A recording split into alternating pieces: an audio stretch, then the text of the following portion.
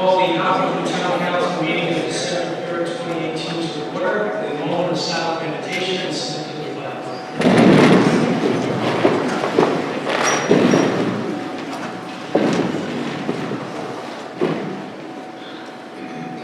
I pledge allegiance to the flag of the United States of America and to the republic for which it stands, one nation, under God, indivisible, with liberty and justice for all.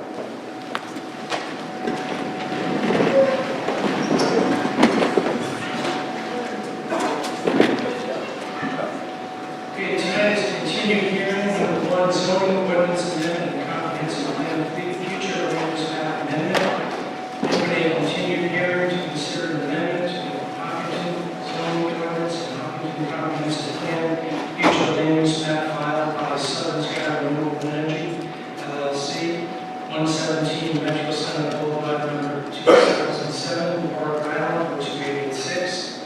The property owned by LR6A Warner, LLC, and Healthy Financial Partners, Limited Partnership, 56 Curry Road, Suite B, Needham, Mass. 02494. The property located at 135 Hill Road, Oak Valley, Rhode Island, identified as plat 32, lots 1 through 71. In R4 zone, heard on October 1st, October 29th, and continued from November 13th. The applicant is proposed to utilize the existing property listed as assessor's plat 32, lots 1 through 71, which in total contain approximately 358 acres to construct ground-mounted solar energy array systems. The proposal to utilize the property will require approval of the proposed comprehensive plan and future land use map amendment, open space conservation to commercial special, and a zoning map amendment from R5 to commercial special. Applicant's present. Okay, I guess we left off last time. I guess there was a set of conditions.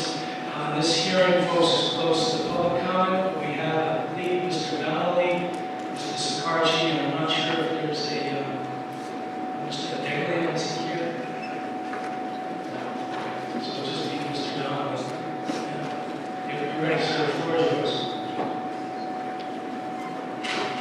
Yes, sir.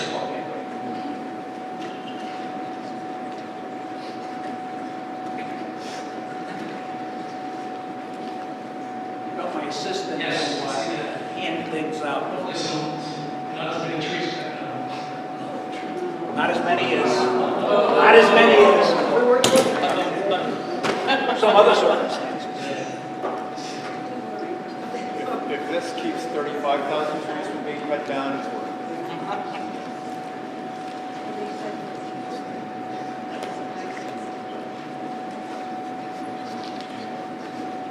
I have a shorter memo relative to the issues I'm going to address. I have one for the record. Can you grab that? Certainly. Just Let me just grab that.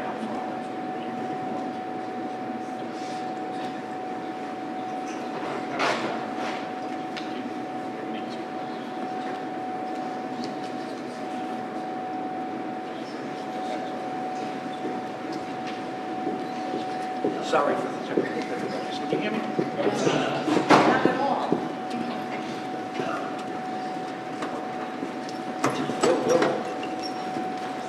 Are you plugged in here?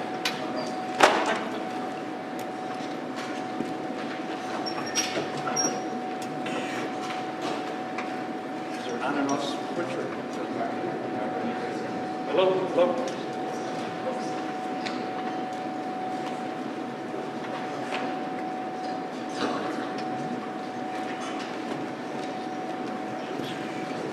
Doesn't really work. It does not appear to work, but I've got a big mouth. Yes. And I'll try to speak loudly. Would you like one of these? Yes, please. Yeah, let's walk.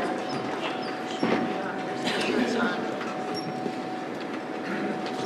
Is this really not working? The battery? Push that button.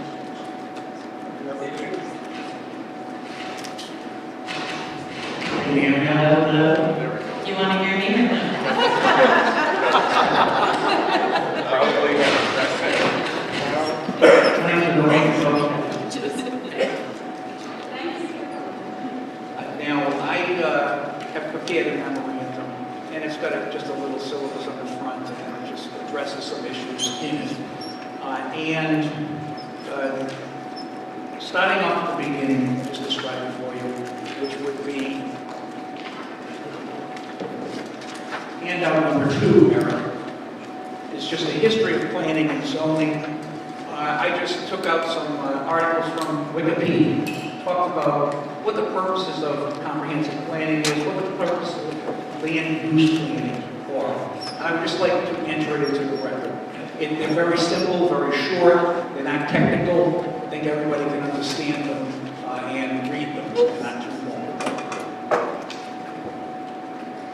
Secondly, which is handout number 3, is a package labeled Councilor Capalbo's negotiations. And that is a collection of the various letters going back and forth from Councilor Capalbo to the applicants, Southern Sky, and then the responses back to, actually, it's funny because the correspondence was from Ms. Capalbo. The responses were to the town council. I don't know why that would be, but anyways, all of those, and I'd like to have those entered into the record because it was always talk about them, and nobody seemed to know what they were. Council for the applicant kind enough to provide me with all of this last week. The next part package is labeled number 4 here. And that says portions of says Hopkinton Home Rule Charter, applicable provisions of the Home Rule Charter.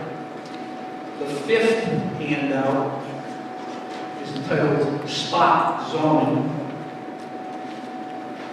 And that just is very simply a copy of the case, the original case of Rhode Island that defines what spot zoning is. And the 6th handout, and these are all referenced within the memorandum, is entitled Supermajority. And I'd like to just quickly go through and talk about them. Bear in mind, we have not seen this. Oh, I understand that. That's why I'm giving them, I want them to be in the record. You won't see them. I understand there won't be any decision tonight. So therefore, you'll have the opportunity to, but I'd just like to comment on some of them. Now, as I've stressed and indicated to you, both in the prior hearing and in the hearing in regards to the hearings that were relevant to the Old Depot Road proposal. And I've given you quite a bit of information regarding the requirements of the state of Rhode Island for amending the comprehensive plan. And those are all using the words shall. And shall in law means it's mandatory. And there's a lot of provisions that talk about it, which describe the intent of the legislature, the required contents of any plan, the mechanics of putting a comprehensive plan together, whether it be a comprehensive plan or any amendment there too. It says that. And every one of them is a requirement. And it's my concern that you folks sitting as the town council have been treating this not like an amendment to a comprehensive plan, but more like you're a licensing authority. As if these folks that come into you and they ask for you to amend the comprehensive plan and to amend the zoning ordinance with particular projects, as as if they have a right to do that. And as if you're looking at the quote project to see if it's good, bad, or indifferent, rather than to see, is the amendment of the comprehensive plan appropriate? Now, I described in the memorandum the process that you folks went through, the town went through, during the adoption of the comprehensive plan, which was only this year. Of course, it started more than 3 years ago because of the requirements that are laid out in the statute that it's going to be for reflective of the will of the people, the desires of the people for the future development of the town. And then you've got to go through certain steps. And you did all those. They were described in the memo that I gave the last meeting. And it took a long time. That's why comprehensive plan amendments take a long time. Because first you've got to identify what issues are. Then you've got to collect data. You've got to disseminate information, gather information from the populace. And that started with a survey that went out to residents. Then you hired an eminent firm to consult with professionals. David Westcott was the contact, as I see in the minutes, and David Westcott is universally known in Rhode Island as being a master of planning. He taught at the University of Rhode Island for a long time, teaching planners how to be planners. He's been a consultant. I gave you his resume on projects, plans, etc., too numerous to mention. That took time. And as you can see from the last memo, there's a lot of stuff going back and forth after you get the input from the community by soliciting them, oral and written comments.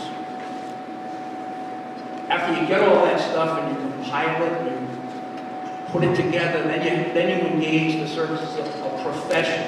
You've already got a professional, your planner. The requirements of the planner are set forth in the charter and in your ordinances. And it's going to be somebody that's conversant and well-educated in planning. Even though he started it, then you had some consultants who were specialists in that. And even that happened, although that happened, once drafts were made, the Planning Commission, who is the sole authority for responsibility in preparing the comprehensive plan and any amendments thereto, they started looking at it and went back and forth and back and forth and back and forth again. I believe there were 4 drafts that went to the State Division of Planning with various recommendations and how you're going to do this and what you're going to do with that, X, Y, and Z. Have you hit every element you're supposed to hit? Have you got the right information to support it, et cetera, et cetera? And then finally, when they got to a point where they were satisfied that, yeah, it looks like we've met all the state requirements, they submitted draft number 4, and it took a portion of a year before it came back with the imprimatur of the State Division of Planning. And at that point in time, ultimately it was referred to the council, and the council adopted it. And I ask that you think whether or not you treated the adoption of that comprehensive plan, which is the community's imprint for what's going to happen in the future. I don't think you treated that like you were entertaining an application for a license. Contrast how you did it and how you proceeded with amending the existing comprehensive plan only 10 months ago in a couple of days. How you've been treating applications that have been coming through to nothing submitted to the planning board. You folks have been getting, quote, applications to yourselves, and then saying, hey, we refer it over to the planning board for, quote, an advisory opinion. And each time, they've been rushed, contrary to what the time frames that are set out in the statute for both the comprehensive plan and for the zoning ordinance. And in this case, as in others, the planning board did not have the benefit of a review by any consultants to see whether or not this made sense. Because one of the requirements of the comprehensive plan, or any amendment there too, the very first one that was listed, it said it must be internally consistent with the remainder of the plan. Now, last month when I was here, I provided information about, the appearances of the term rural, character of the town, etc. And you can see that your comprehensive plan as it exists is full of that reference, because that's the desire of the people. And that's what a comprehensive plan is supposed to be doing. It's supposed to state in black and white what the desire of the people are for the future development of the town, in many facets. The most important of which is probably land use, because all the others really subsidiaries of the region. Now,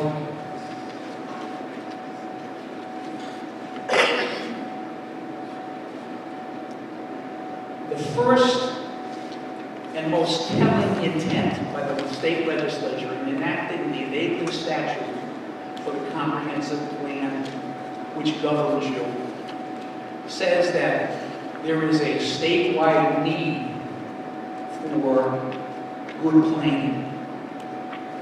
It's an essential service. And the reason why they enacted this whole enabling statute, this act, was to avoid having conflicts within your comprehensive plan. That is that whole thing, the internal consistency of it. And secondly, to avoid any reactive planning or zoning decision making. Spot zoning is defined in that case that I provided to you as the only issue is, and it has nothing to do with the size of the property or anything like that. It's whether or not it's consistent with the comprehensive plan. Now, I would suggest to you that reacting on a case-by-case unending number of, quote, applications, which look like license applications for something somebody just wants to do, without referring to the comprehensive plan, is a grave mistake, and it's a grave disservice to the people that live in the town of Hopkinton. You have 8,000 plus residents, and if you read that enabling legislation, you can see that it's the will of the populace, supported by professional intervention, to be able to come out and say, what's the future going to be like? And the legislature thought it was very important, so that everybody would be acting along the same way. Just like when the legislature determined that consistency with zoning was important. When in 1991, they enacted the Zoning Enabling Act of 1994, which brought unanimity to how people dealt with things. You can have different provisions, but you've got to follow certain basic rules that are all set out in the statutes. And you also have to follow a process for how you enact zoning ordinance I do not believe, if you look at it and see what the requirements are, it hasn't been followed to this point. Everything seems to be a rush as if you feel that, gee, we've got to reply to these people who are asking us for permission to do something that is not allowed, to do something that is not allowed by our comprehensive plan, to do something that is not allowed by our zoning ordinance. You have no duty to act in a fast manner. This should be follow the procedure just like you did when you enacted the whole comprehensive plan earlier this year. I'd also just wonder, this is a rhetorical question, but what's happened in this town in the last 10 months that has changed the way this town should be developed in the future? A 3-year process resulted in a long written document that says this is what we want to do. And one of those required portions of that is the future land use map. It's required, and it took a long time to get there, and you adopted that. Also required are the identification of inconsistencies, existing inconsistencies with the comp plan and the present zoning and parcels. And I gave you that last time too, and it only identified a number of parcels, and they said, well, we should look at this and we should probably rezone, and the time frame set for it was in the next 3 to 5 years, recognizing that it takes a long time to do these things. And certainly not the property involved in this application or any of the properties that are involved in any of the other applications or any of those properties that were identified as being in need of remedying that inconsistency or those inconsistencies. And those, when you look at them, when you look at the list that I provided to you, you can see that it's a discrete property upon which something is already happening. Like you did one a couple of months ago, several months ago, that you amended the zoning for a manufacturing use that had been in existence in the 1800s, but it called for a different use in the comp plan. That's the kind of stuff, and that was identified. And all these things are identified because it took a long study to say, yeah, this is what we got to do. And so I asked you that rhetorical question again. What's happened to change the whole calculus for everything here? I don't think anything's happened other than dollar signs in your eyes. And that's not the reason why you...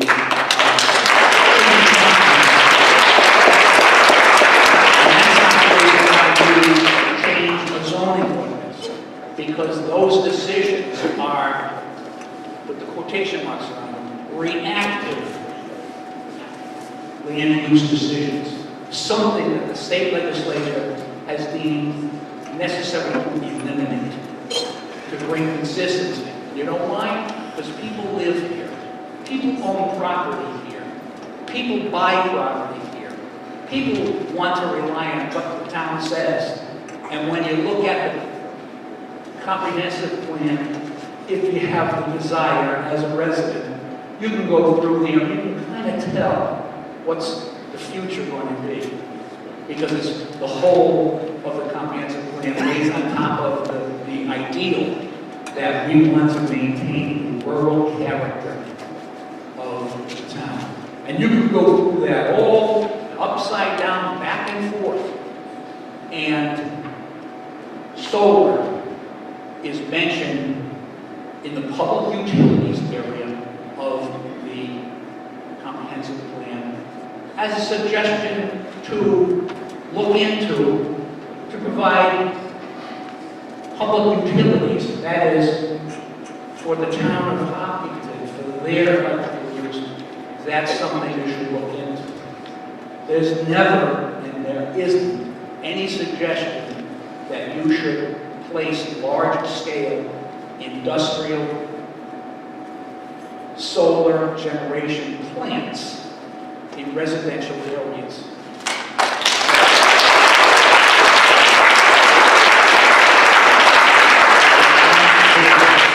know that you feel, Mr. Landolfi, I'll pick on you. You feel that, oh, yeah, there's a lot of stuff in the comprehensive plan about solar and putting it in residential areas and stuff. I know you said that, but your words in writing to a citizen, and I challenge you to tell where that's located. It doesn't exist. Now, the Rhode Island Supreme Court has ruled, and I provided you with the case, I believe, last time, that the manufacturing or the production or the generation of electrical power is a manufacturing use. It's a manufacturing use. It's a fairly recent case, only a couple of years old. And they've determined that that's what it is. And to call it anything else is wrong. It's in the context of the tax laws because they're saying how is it taxable, etc. And production of electricity and the generation thereof is a manufacturing use. Now you're trying to put this into what you call this, quote, commercial special zone, which doesn't exist. Commercial special is that and I provided to you last time, the commercial special is only what you're calling non-conforming uses. That's what the definition is. So there is no such place as commercial. And commercial, read through, I also provided you, I believe, with mentions of commercial and commercial special, etc. last time. Read through those, and you're not going to find anything under commercial that would suggest the generation of electricity or the tens of thousands or hundreds of thousands of solar panels being installed within the town, here within a residential zone, etc. Now you're going to say, yeah, we're going to change it to commercial special. Supreme Court said it's not commercial use. When you describe the commercial use in both the comprehensive plan and in the zoning ordinance, commercial, you don't have any manufacturing, generation of utilities, etc. That's a totally separate thing. There's a few statements on the second page that says comprehensive plan for purposes and functions of a comprehensive plan. First one is that the plan provides continuity. So it's a continuing thing. It's a living, breathing organism. You can consult, you can make your decisions based upon that, and you can say, gee, this is where the town's coming from on that. You're pulling the whole concept of continuity away from the process here. I won't bore you with the rest of them, but it's a means, essentially, to meet the desires of the people and to protect. It says it right there, protect private investment. And you're not doing that by treating it as if it's a license that's being granted for somebody that's entitled, I guess, to a license. And then people come in here, the applicants come in, and notably, they present all this technical data about where we're going to do this and how we're going to do that. That's Y and Z. And they did it at the Planning Commission too. And they don't say anything about why is this a use that's consistent with the comprehensive plan. That's the only issue that you should be looking at when you're entertaining a change to the comprehensive plan. Does the change make sense? Is it supported by the community? Is it the desire and the will of the community to develop in that manner? Now, I'm sure that perhaps a resident or two or three, maybe a half dozen, may have told you that, gee, I think it's a great idea. But contrast that with soliciting everyone in the town with a survey, as you did when you were adopting the comprehensive plan that was approved earlier this year. Put it out to everyone. Put out information. We've had many people that have appeared at these hearings, much more than a couple that may have, or few, that may have said, I think this is a good idea. You also have the benefit of a petition asking you not to deal with subjects like this in this way, and I believe at last count the numbers were 500 and some odd residents. You've got to weigh these things. And the Planning Commission did weigh those things. And they did issue an advisory opinion to you, even though they were hamstrung by tight time limits.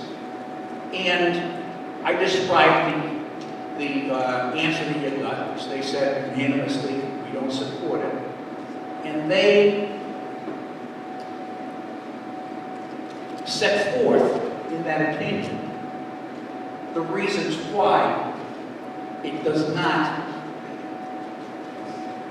appear to be consistent with the comprehensive plan. They set out goals, et cetera, et cetera. They're all listed there, and I put it in the memo, and there are copies of them over there. Now, that's their job, because they're the sole body that have responsibility for preparing a comprehensive plan with state law. That was after they heard from the applicants. I would guess because they didn't hear anything about how it meant all those elements of the plan that they listed as not being met. And I know there's been discussion that, well, the comp plan's not, the map changes, that's nothing to do with the comp plan. Well, read the definitions. The definition says that it consists of the text, the maps, the map describing the future land use for the town, etc. Those things, if you change anything in the comp plan, including map designation, that's a change. And it's kind of funny the way the council has been saying, oh, well, we're just going to change the map. Yeah, but changing that map didn't take away those multitude of references to the rural character of the community. Didn't have any reference to where should commercial be, where should public utilities be, etc. There are many, many, many changes, if this were going to go through, that would be necessary for the comp plan. And you know what? That's why it takes so long to produce a comp plan for adoption. Because they're looking at everything. They're not going to take one little map and say, oh, that's it.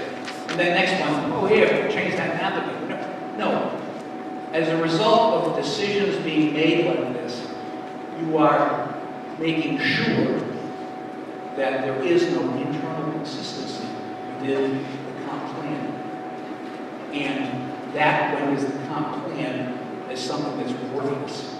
And the legislature thinks it's worth a great deal. That's why they enacted the statutes. That's why they set forth their intent, etc. Now, I went through all of those aspects of the comp plan preparation for the plan adopted on February 5 of this year, and described how it was formulated. And then I asked some questions in my memo. Has this proposal for comp plan amendment to the plan adopted on February 5, 2018 been formulated and treated in the same manner that that had been? And I asked a lot of questions. Does the proposal represent, in terms of the statute, effective permanent planning? No, it doesn't. because it's reactive. Does the proposal form a rational basis for long-term development of the municipality? No, because you're just ad hoc. Each time somebody comes in, you just say, yeah, that looks good. Because the dollar signs. That's a crazy way to run a railroad.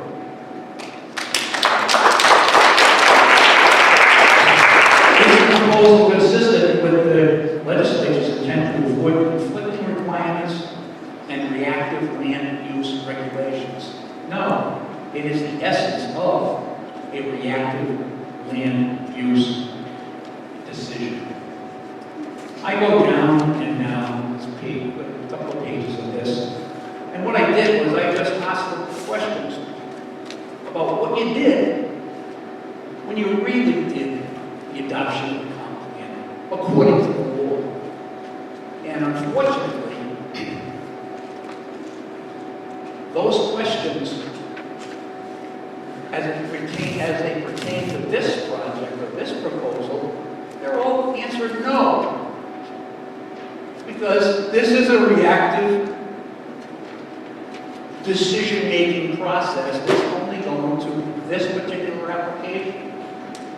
And that's not what a comp plan is. A comp plan is a general application. It's to give the spirit of things. It's to say, what do we want for the future of our town? It's not to be changed willy-nilly.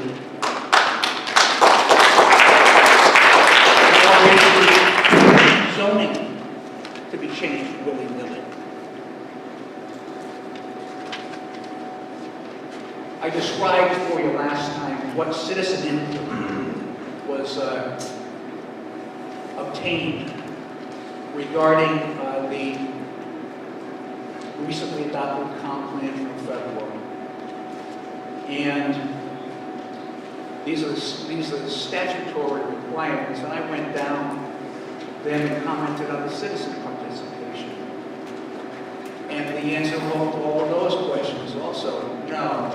Was there a dissemination of this comp plan amendment to the citizenry? Did you seek and obtain oral and written communications? Did you use a professional to assist you in what is a big deal for the community? The answer is no, all the way along, and it shouldn't be that way.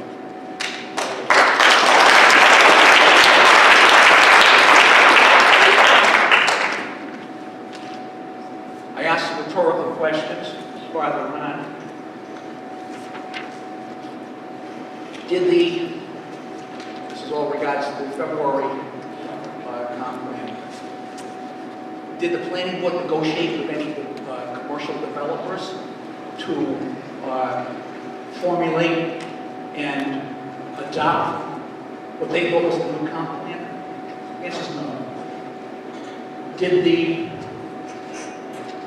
town council negotiate with any commercial developers in looking at that comp plan that was adopted by you in February? The answer is no.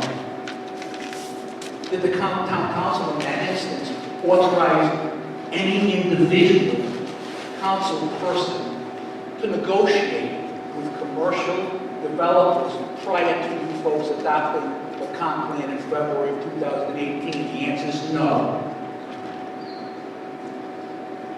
The next question is, did any individual council member negotiate on behalf of the town council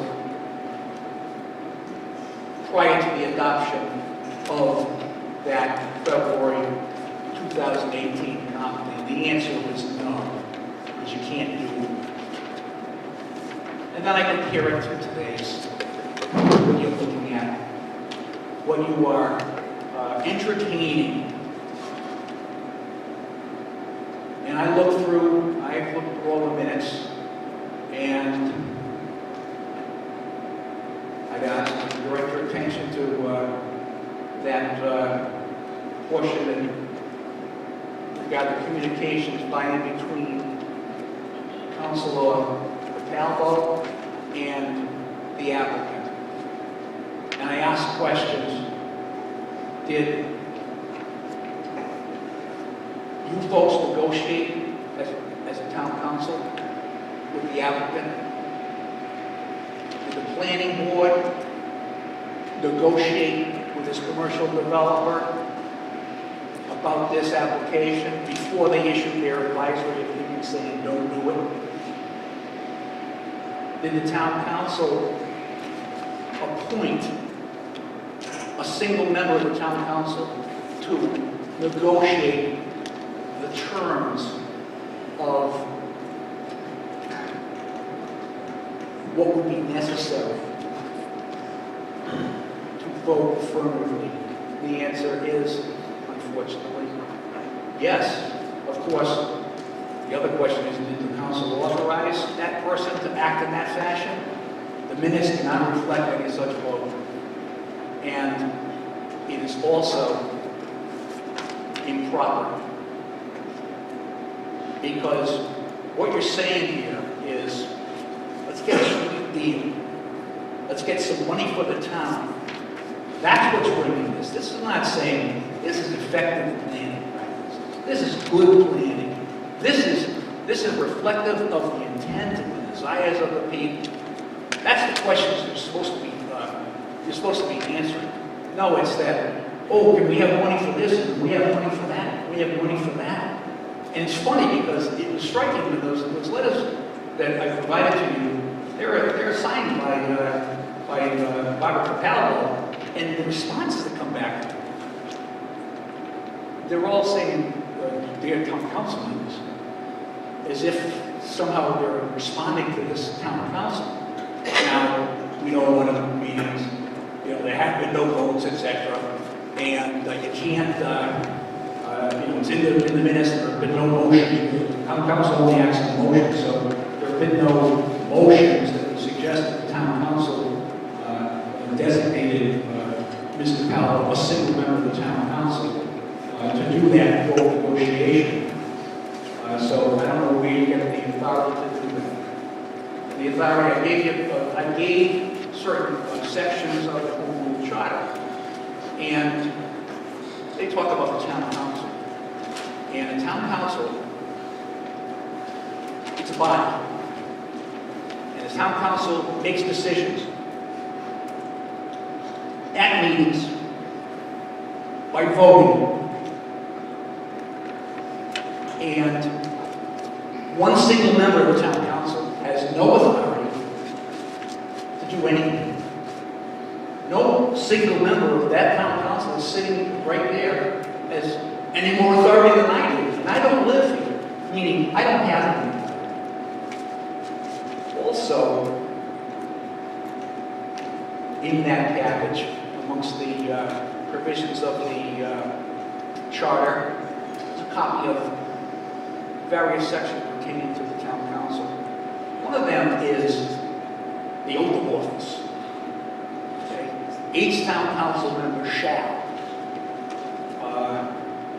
take an oath, and under that oath, they promise that they will uphold the laws of the United States.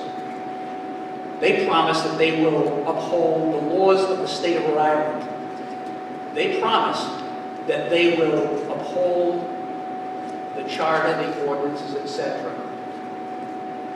Now, someone who's entertaining this and trying to bargain out is not meeting that oath. Because the enabling statute for comprehensive plans doesn't say, well, you can have an individual, you can negotiate, etc. No, it's supposed to be for the good of the community. The zoning ordinance is the same thing. You can't do that. And when you're not doing that, and you're trying to do an end around, you are not upholding the laws of the state of Rhode Island. You are not upholding the ordinances of the town of Hopkinton and the town charter. It's an old saying, the way to hell is paved with good intentions. Ms. Capallo has her own personal good intentions. However, good intentions in this case mean nothing because it's violative of the law.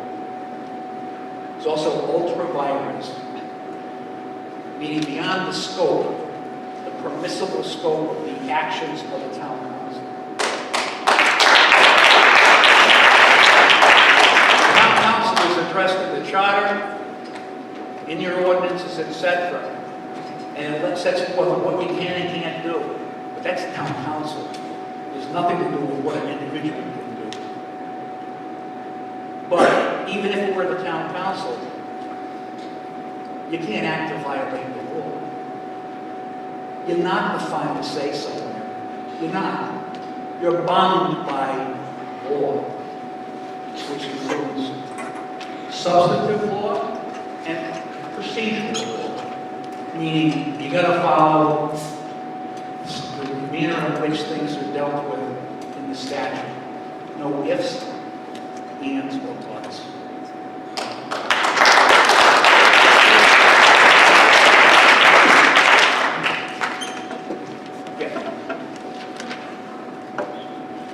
I did, as I said earlier, just spot zoning. Spot zoning is defined as whether any amendment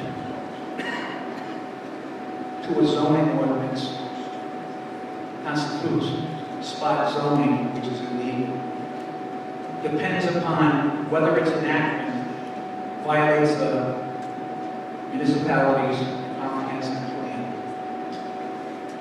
Now, that's kind of a big umbrella, and that's what this is.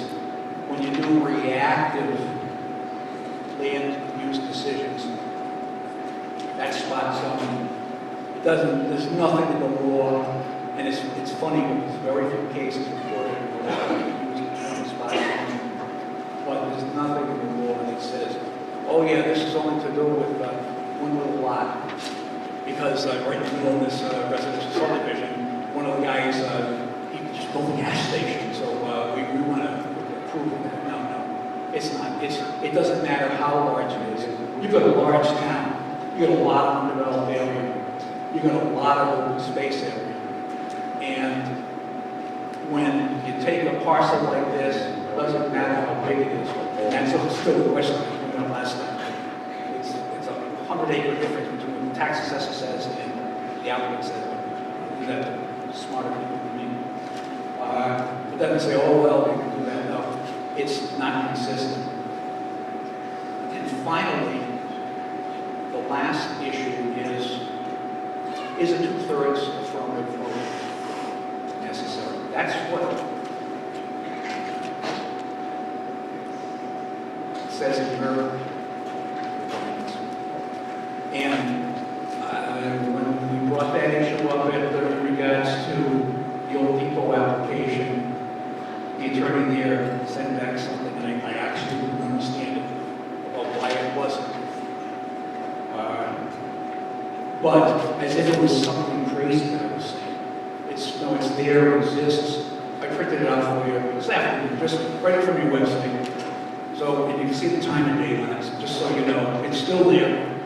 And it says, in the event that there is an application or a request for an amendment or change to the comprehensive plan, and there is a negative advisory opinion received from the Planning Commission, then in that case, the town council must have a 2/3 majority. We know it was unanimous negative decision, so you have to have a 2/3 majority. And I'm not crazy. Just so you can understand that I'm not crazy.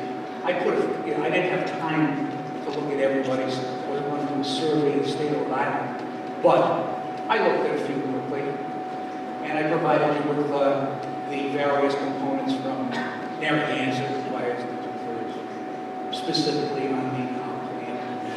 Cranston does the same thing. Who else was it? Coventry.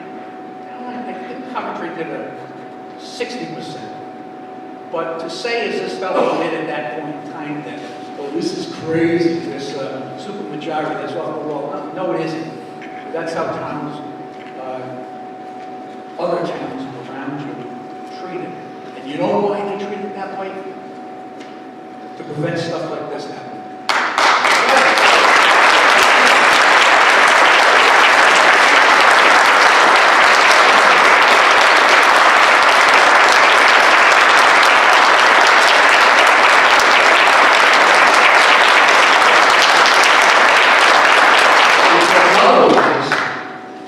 You can have 3 people on a town council or a city council decide together that rules, what rules?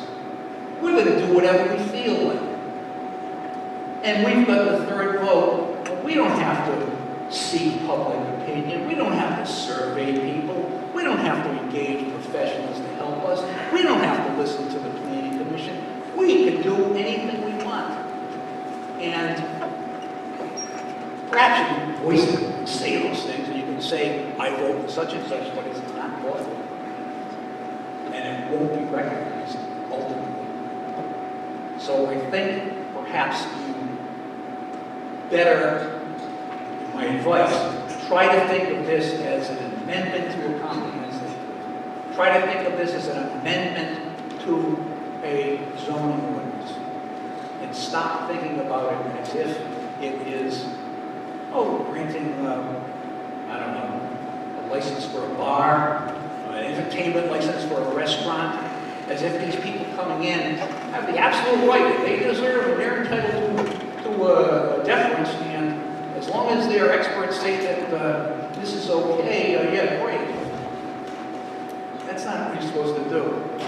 And you know, funny, in the whole thing about that reversion, just quickly, where you've put in that provision about that the ordinance, funny, I was reading the other day, comprehensive plan, if ever abandoned, if the use is ever abandoned, the comprehensive plan reverts to its earlier status. And the same thing applies to the zoning ordinance. They are both absurd because they both violate those requirements for comprehensive plan adoption and for the adoption of zoning ordinance amendments.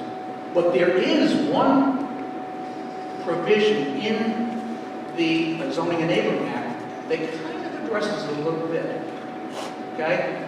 And the kind of addresses a little bit, it's in chapter, it's 45, 24, 57, the very last paragraph. It's the notice provisions for amending a zoning ordinance. And it says that, hey, if it's kind of addressing the conditional use, where you're saying an applicant wants to change a zoning designation, and if you do, you're entitled to say, well, if it doesn't get these other required conditions met or approved, etc., it will revert back to the prior use after a hearing by the town council, following all the other regulations. There's no automatic, can't do that. And interestingly, in that same paragraph, you have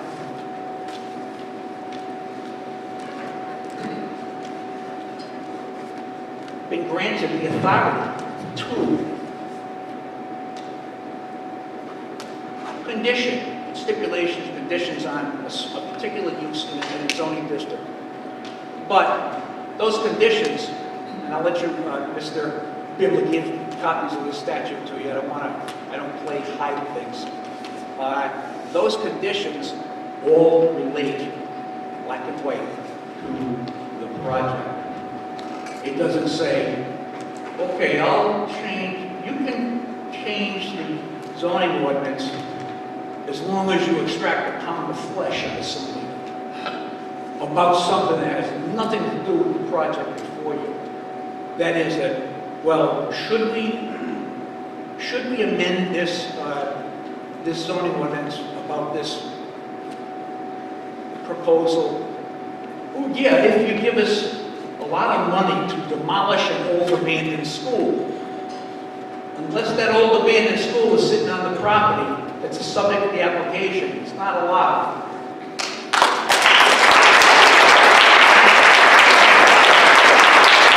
So, the issue of they're going to, we'll vote this as long as you give us a lot of money. In this case, the negotiated price is $250,000 to assist in renovating the town hall. I don't think the town hall is in the middle of this project. I could be wrong. I'm not from this town, but I don't think it is.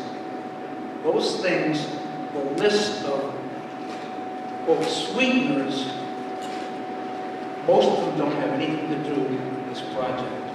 And that's all, that is prohibited.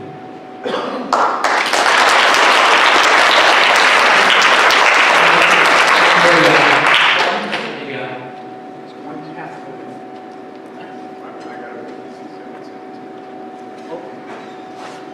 And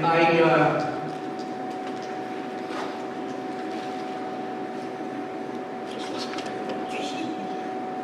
So it's prohibited. Renovations to the town.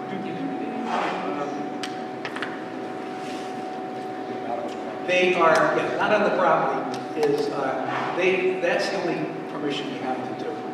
Because, see, the thing about undertaking capital projects like demolishing an old middle school or putting an addition on the town hall and renovating, etc. You see, in your charter and ordinances, those are dealt with in different areas. You are a town that still operates by way of the financial town meeting that we have every May. And when the town has a budget, those are capital expenses. There is no, and the voters ultimately have a say-so on those things. And here is a complete violation of both the spirit and the letter of the law to suggest that, well, we're just going to trade off town rights, and that's how we'll raise money. It's for the taxpayers to make that decision.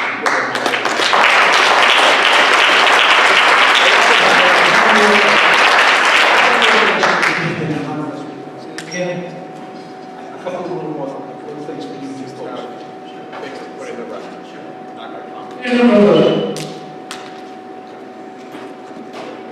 Yeah, that's all for me.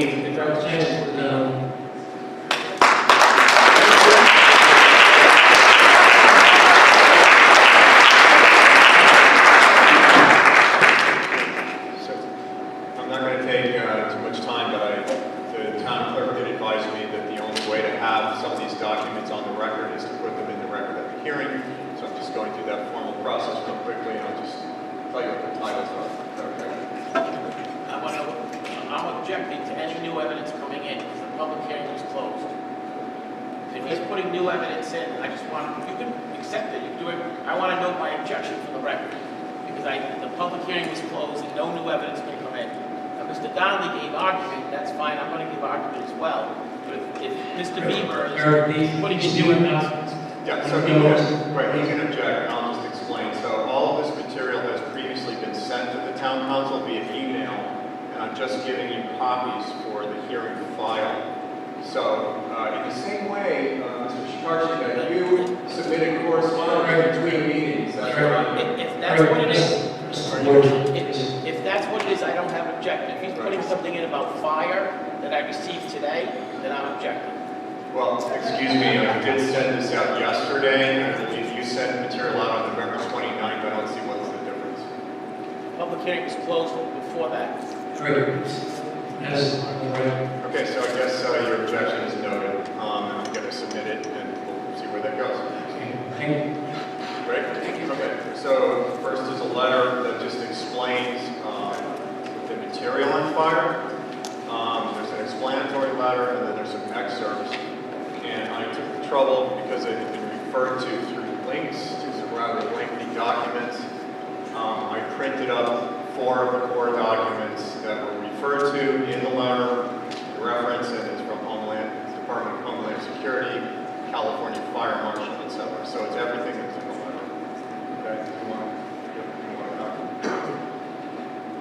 You're not getting a binder. There's only one. But I'll give you a copy. That's all I got. And there were references with links in the letter. Okay? You want a binder? Well, Next is, there's a copy of the letter. We'll make sure it's really. Okay. This petition, as you know, is online. We've referred to it repeatedly. This is just the latest version of it. I've submitted it on several prior occasions. There are 502 signatures on it.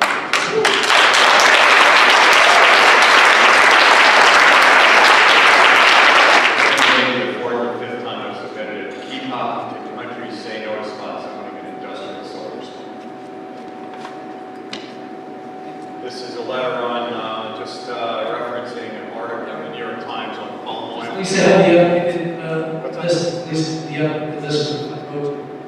I can't hear you. Like in and out was Does Lisa have the updated list with I vote number? You have a prior version of the petition that has fewer signatures. Okay. And the reason I'm not going to give it to you, and the reason why I wanted to give you the latest version is because people enter comments, and these are your constituents, and I thought that you would want to read the comments for the additional people and not just have the number 502. It's an article that I sent you previously, just referencing an article that appeared in the New York Times about the catastrophic consequences of the legislation favoring the production of palm oil. I don't care about that.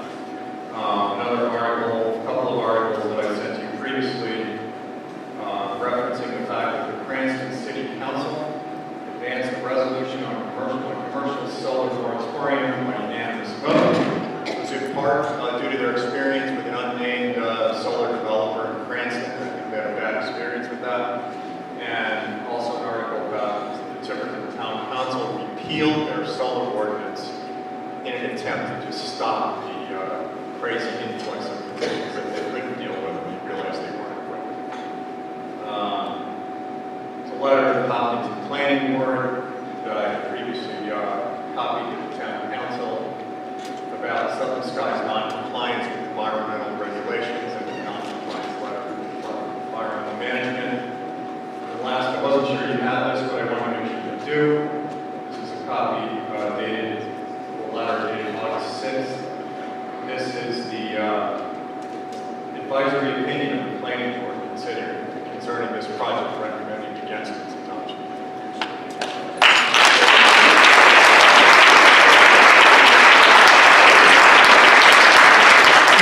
Thank you, Eric.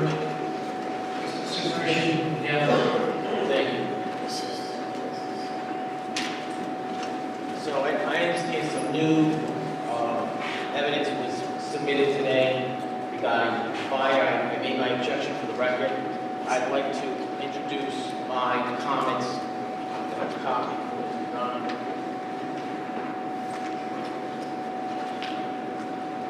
Thank you.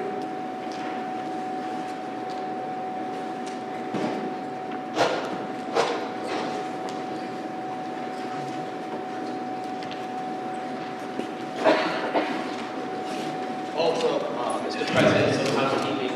I have some of the correspondence that was referred to by Mr. Donnelly and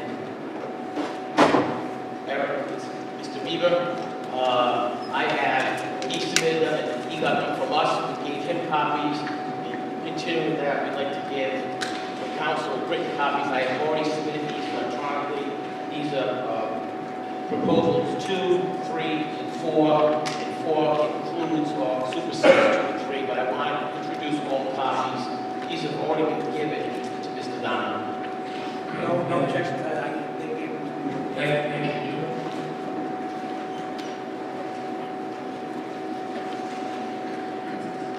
Joe, we're one short of that latest document that was given to us. I don't know. I'll get it.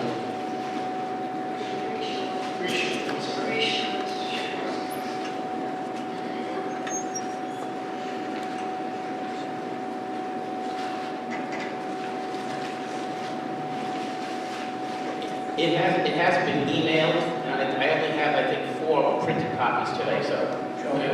It's exactly the same thing I just told you. So I think the other side also gave you copies. Oh, okay, well, I just want to make sure.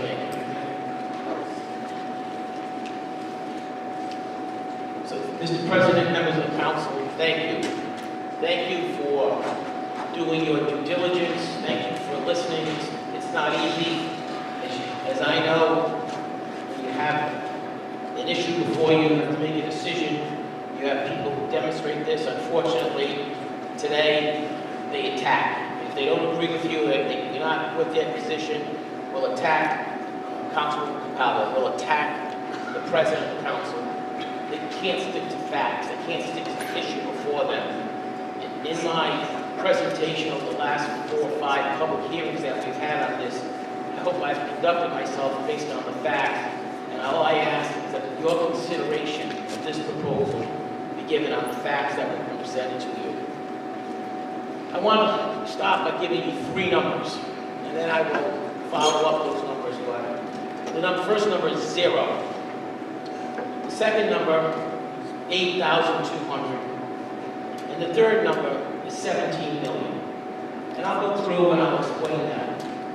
In preparing my closing, I have a couple of notes, but before I actually get to my closing, I want to address some of the issues that have been raised in Mr. Donnelly's closing. You know, when we go to law school, they teach you if you don't have the facts, you can't have the facts, you argue the law. If you don't have the facts, you argue the law. You make a good argument. Well, Mr. Donnelly made a very good argument. A lot of what he said, picked a little bit of here, a little bit of there, even got Wikipedia into it, are all arguments that would be made if this council were to approve this, and if there were an appeal. Those arguments are much more appropriate in a court setting.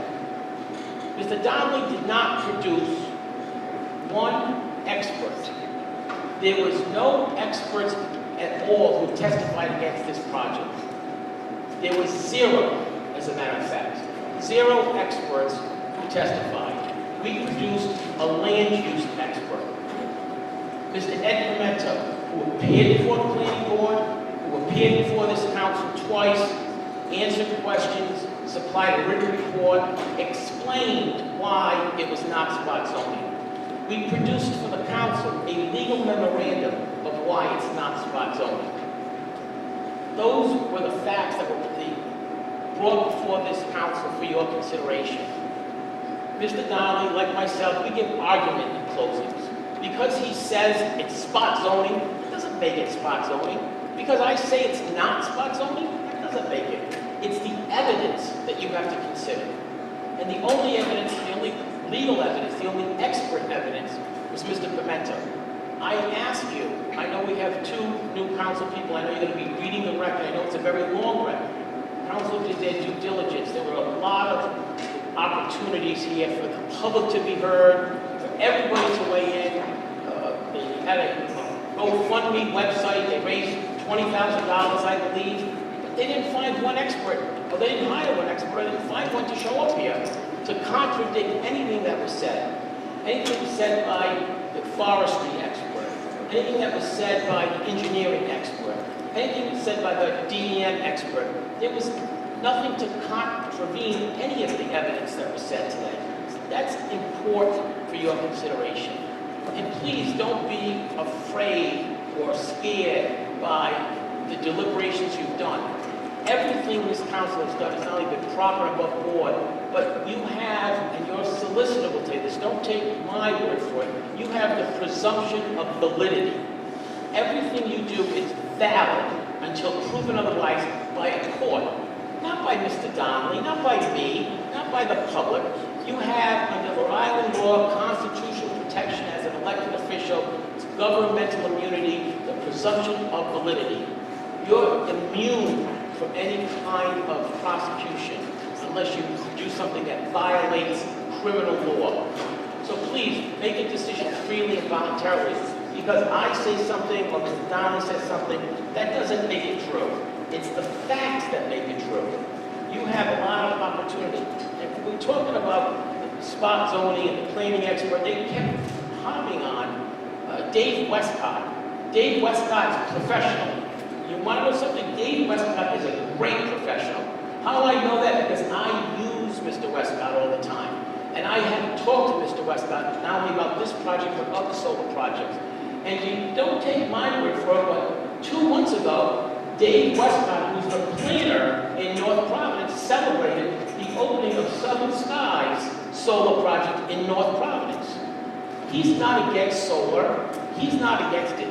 Comprehensive plan that you go by, that the roadmap that every single city and town goes by, is a living, breathing document that changes, that is built to change. Amendments can be made, I disagree with my brother, amendments can be made not only by the town, but by applicants. In this case, you have an applicant who properly followed the procedure and has asked and requested before you a comprehensive change and a zone change. That is proper. We're not violating any of the procedures by doing that. The plan allows it. Mr. Westcott was unavailable, otherwise he would have been the expert here testifying, as well as with Mr. Pimento. He supports solar, he has in many other communities. Objection. Too bad.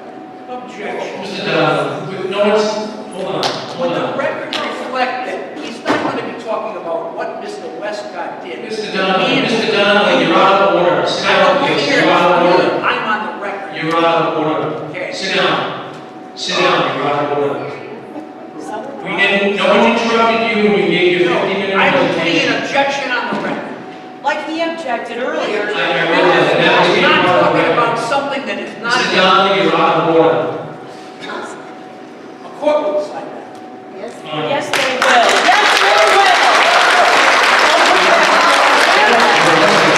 No one interrupted Mr. Donnelly. I don't expect that to happen with the applicant's attorney going forward. That's it. No more. I realize that, right? It was noted. But no more interruptions, please, unless there's an objection. Or a name. Which you made. Which you made. You didn't let him state the objection for the Eric, we have to let the applicant finish. We didn't interrupt Mr. Donnelly. Can he say the nature of the objection? He- Can he state his reason for objecting? Is that proper? Give him what you gave him. He stated his It's all reason right. for objecting. You're not going to let our attorney It's on state video. his reason for Close, objecting. close. Mr. Chairman, you are the presiding officer of this hearing. You make and hear objections, you conduct proceedings, you will get law of order, that's it. So I would suggest that if you're not here to answer questions or to justify your rulings or anything else, and that your ruling about order is entirely appropriate. So I can't state the grounds of my objection. Mr. Donnelly, I'm not going to order you again. Stop. We didn't interrupt you when you gave us 50 minutes of your presentation. We are not going to interrupt Mr. Sakarchi. This is procedural, so it's on the record. We are not going to listen to it. Mr. Sakarchi, please continue. The other number I wanted to talk about was 8,200 people. 8,200 people is the approximate population of Hopkinton. And I realize that they're talking about objectors, they're talking about others, and I want to talk about that for a minute. There are 500 people who have allegedly signed a petition, and I don't dispute that that's the number. What I want to know is, who are these people? And where are they? I'm not going to allow yelling. We did not interrupt Mr. Donnelly. Mr. Sakarchi is entitled to give his closing arguments. I don't want to hear any more interruptions. Who lives in Connecticut? Who's a resident of Connecticut who signed that? Who may own property here, but who's a resident, pays taxes in Connecticut? Who came down from Cranston? How many of them actually truly represent Coventry, all of Coventry? And what about the 7,700 other people who did not object to this? Do they approve it, or do they have no objection? No talking from the crowd, please. I have to hear Mr. Sakarchi.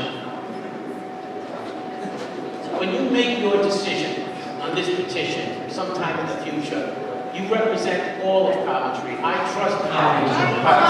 Excuse me. I meant Hopkinton. Please forgive me. You represent Hopkinton. You have to make a decision that's based on all of Hopkinton. So what I tell you is, consider the silent majority as well as the vocal minority. And ultimately, I said, I'd like to hand out the closing, I'll give a copy to Mr. Donnelly. It talked about $17 million. I want to go through that number because that's what I believe that this project will generate in tax revenue and revenue to the town of Hopkinton. So just give me a minute.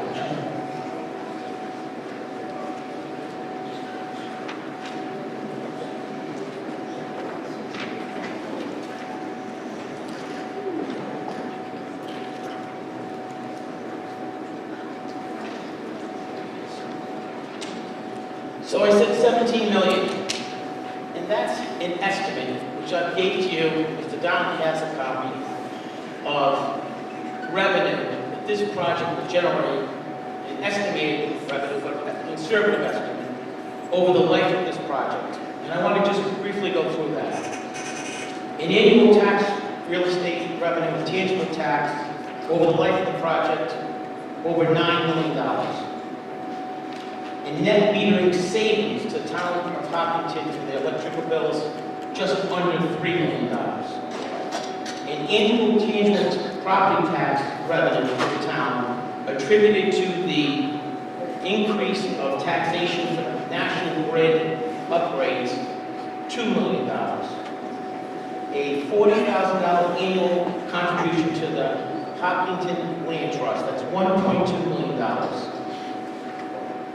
Contributions to Hopkinton nonprofits, $640,000.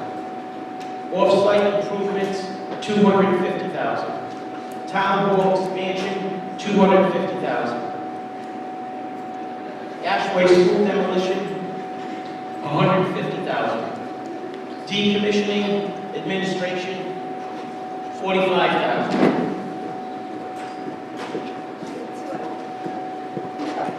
Professional review from consultants for the planning board, if this project move forward, $25,000. That estimated value added up $17 million over the life of this project. That's a considerable sum. That's a lot of due diligence, a lot of revenue for the town. This is not a bad project. This does not make noise. This does not put kids in the school system. This does not burn the police, fire. Once this property is built, there'll be no traffic. We talked about the abutters, the people who live the closest to this project. The people who live the closest to this project, the overwhelming majority of them, there were 18 people, approximately 9 residences, can't see the project, have adequate buffering, landscaping, and support the project. Because ultimately, whether it's the approval that's still valid or not, something is going to be built on this project. Something that's going to be a big burden to the ecosystem, be it environmental septic systems, be it a burden to the school system. That's going to happen at some point. This is the best alternative. This is what the people who live around this project want. This is what, in my opinion, the majority of the residents of Hopkinton want. And this is a good project for the town. I want to just very briefly speak to a few of the additional benefits that we had talked about through the public hearing. This is a green energy project versus the potential for any other kind of development.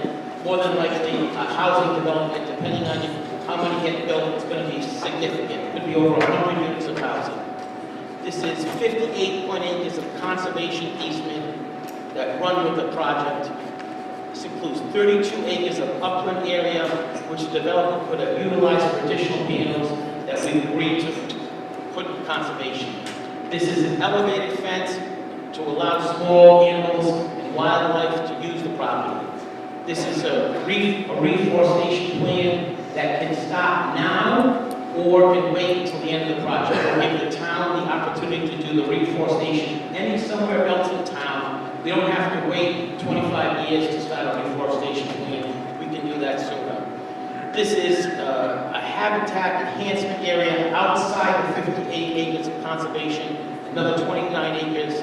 This is a landscaping plan which includes, at a minimum, 677-foot setback from Dye Hill Road. The result will be unbelievable screening to protect the abutters. This is a collaboration of the town with the town's Department of Transportation regarding the best route and whatever road improvements. We've committed to do that. If there's an alternative route, the town wants us to take it, when we do construction, we'll be happy to do it. We'll be happy to provide a civil engineer at our expense to the planning board to calculate the decommissioning bond and to provide any services they need. We have strong support from the people who live the closest from that. There are no chemicals or pesticides that will be used. We're allowing walking paths and a walking path easement for the Hopkinton Land Trust. This is a very generous proposal. It has a lot of benefits. We have tried professionally and properly to address the issues that people raise at these hearings. We've tried to concern these issues. I compliment the council. I've been doing land use law for over 20 years in Rhode Island. Some big projects, some small projects. There's never been a council, a planning board, a zoning board that's put as much thought and research into a project that this body has. You should be congratulated for this. I thank you. I ask you to support this project. I believe it is good for your town, and I believe it will be a good neighbor for many, many years to come. Thank you. Thank you, Joe. Okay. Anyone from the council wish to say a few words on behalf of this project? I wanted to make sure there's something added to the record.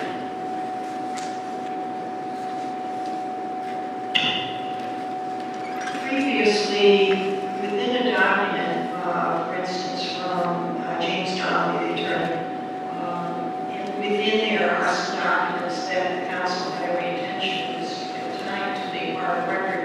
So it's within his document, but as a separate document alone. It is the master plan, comprehensive permit for the Bushburg proposal that was made when they had a housing proposal over the town, and that was in 2010. The planning board decision in 2010 refers to this master plan comprehensive permit. So I'll make that part of the record, which Lisa already has a copy of the town clerk. And within that document, and it was requested by a resident, take a look at that, so I want to make sure we make it part of the record, which is within some of these other documents also. But in there, specifically, there was a notation about the off-site improvements, and they also noted that this planning board, in approving this project for a limited number of housing in this decision in 2010, they specifically said that they were they had looked at the PUD, which was approved on the council I was on in the early 90s. We approved a PUD for this land, PUD ordinance, and we had made one of the stipulations for off-site improvements to the road and to the bridges, and the planning board made that part of the master plan, so they really did do their homework. So that is part of the record now. And the other document, Are you going to reopen the hearing now? Because excuse me, there's another document that we want to make sure that This is everybody. council discussions. she's submitting. Stop interrupting. She is submitting. Stop There is interrupting. another document dated 11/30/18 and 11/29/18 in response to our Powell's request. This is also part of the record which is in the documents that were submitted, so it's within these documents. So I'd like to see that as a standalone. When people look back at this record, sometimes it's hard to find these things. So it has been already part of the record. So I just wanted to know that. And those are the only two submissions that I came up with that needed to draw our attention to, which have already been submitted by other people. Thank you. All right, absolutely. Scott, do you have anything?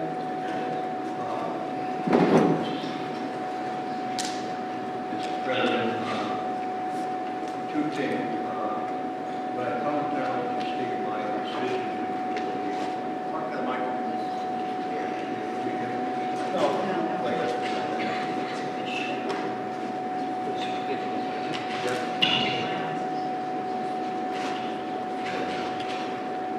when I come to make my decision, obviously I got to make it on logical, rational reason. And what concerns me with planning and use issues is what value we hold out planning board. When the planning board of the town of Hopkinton unanimously recommends against something, that should give me and any other member of the council pause. What I'm really looking for is a compelling reason for me to use judgment contrary to the planning board, and I'm going to be listening to arguments on that situation. Also, I do not applaud or embrace the efforts of our Powell, and I want that in the record. I believe as five members of the town council, if you've ever read any of my letters in the paper, every single one of us, five of us, have to realize there's four other members of the town council, not just one.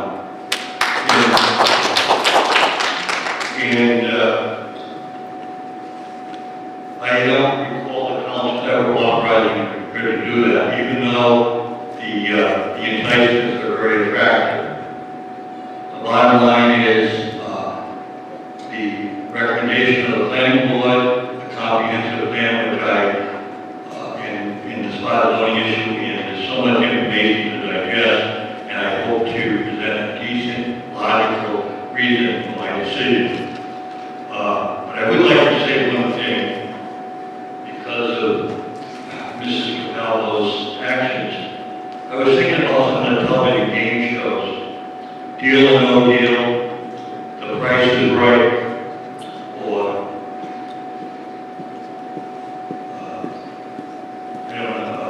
let's make a deal. But anyways, those are the ones in my mind. But anyways, we'll see what the arguments are and what my own reflection will be when we issue our decision. But I feel strongly about Councilor Capello's actions on this issue. That I have notified the council president that I will support her reappointment as liaison to the planning board. I don't think she's going to that position. That's not enough time.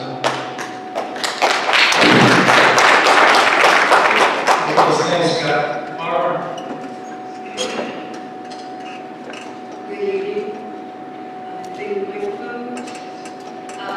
Good evening. I'm going to continue with exactly what I have been doing in the past so that everyone can still hear everything that I say to the developers in public, on public video, and in a court record.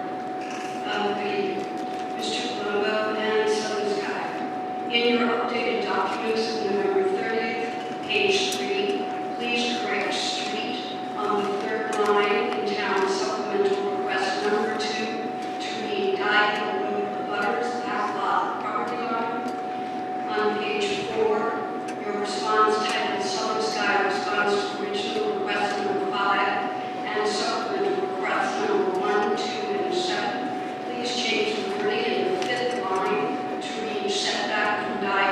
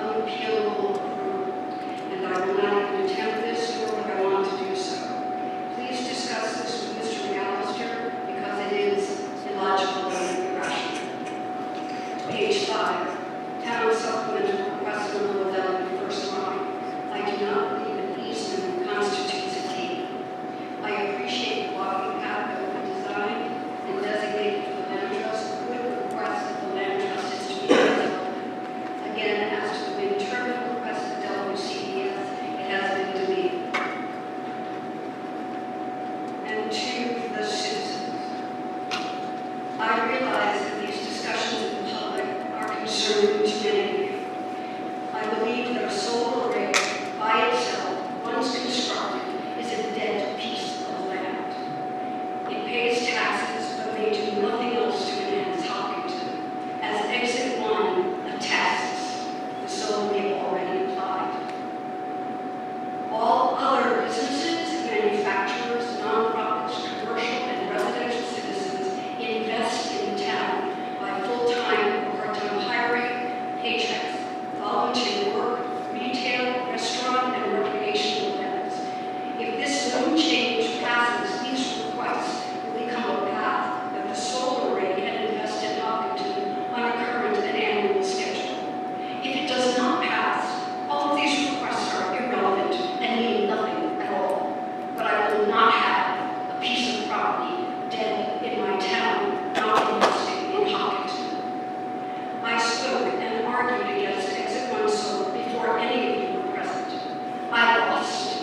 I spoke and argued against Exit 2 solar before you were on board. It was nice to have you. Both times I have used the comprehensive plan as a basis for my decision, put it on the official record, and told you so. I am sure that other councilors did the same, but we had different points of view. I also said that, in my view, Rushmore is different. It is simply different as it relates to the comprehensive plan. Disagreement is acceptable. Respect for different opinions is mandatory. I will balance everything I have heard, read, researched, and considered both pragmatically and philosophically, as I am sure my fellow councilors will as well. Okay, thank you, Bill. Sharon?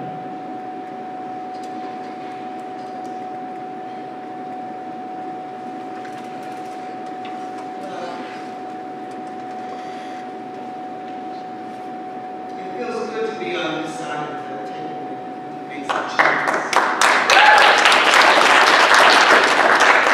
And all I have to say is that I support Ken Moore's decisions. And I'll take those two things into consideration. Thank you, Sharon. Okay, I just want to give you guys just a few words for myself. I met with one non-butter in the last couple of weeks and one direct butter twice in person, just to get a sense of what their issues were and concerns. So I had a few more things to work out myself with some of their concerns. One of which I think was just a question brought up today about a second point of access. And haven't had a chance to go through a lot of back and forth between August councils. I'm not sure what was agreed upon, what wasn't, perhaps. So I've got to go through that. So I've got a lot of work to do. And just some, so that's really what I have tonight for myself. But I wanted just to get some items that are important to when we can potentially make a decision. I talked to the clerk today, and our transcript from 1029 is still not in yet. Our transcript from November 13th will be in this week, I believe, and then we got this one to get in, so we can effectively read all the transcripts and make our decision. I would think we need at least 3 weeks if we close the hearing, which I anticipate, before we make a decision, or possibly longer. So, Lisa, do you have anything else to add? I guess.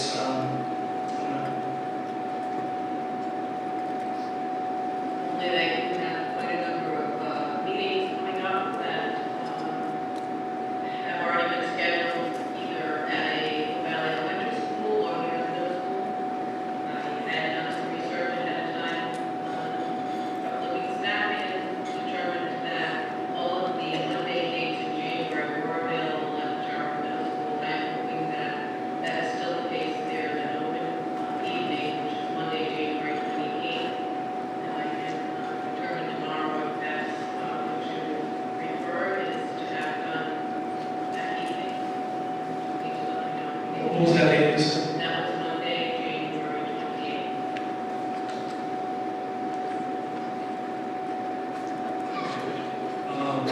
Also, too, this is a fourth hearing on this particular applicant, so I just want to make that known on the record. We had a hearing on 10/1. The 10/15 hearing was postponed because it was at town hall, we couldn't accommodate the crowd. 10/22 was continued. We had hearings on 10/29 and 11/13, and tonight, December 3rd. So I guess next up, we need to consider closing it or continuing it. I assume we'll close it and set a date for decision. I'll move that we close the hearing tonight and determine that the decision will be made on January 28th. Here at the middle school? Is that what you Yes, said? I believe, right, it's in the minutes. Okay, motion? Okay, thanks. Motion made and seconded. Any further discussion? Yes, copy the second. Any further discussion, folks? Having heard none, all those in favor? Aye. Okay, thank you. Yeah, we'll take a 5-minute recess, thank you.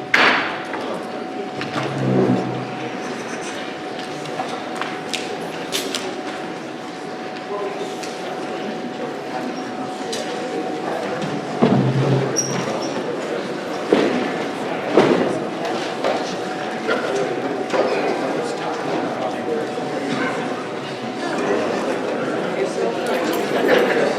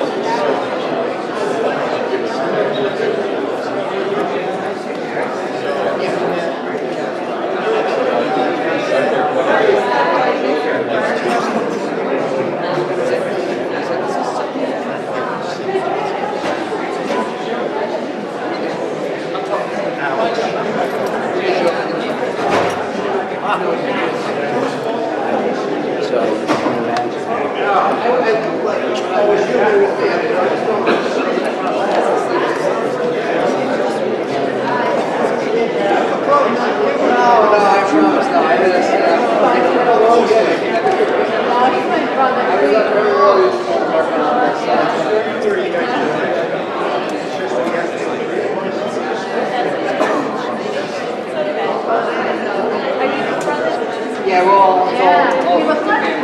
And we're gonna put them in the town.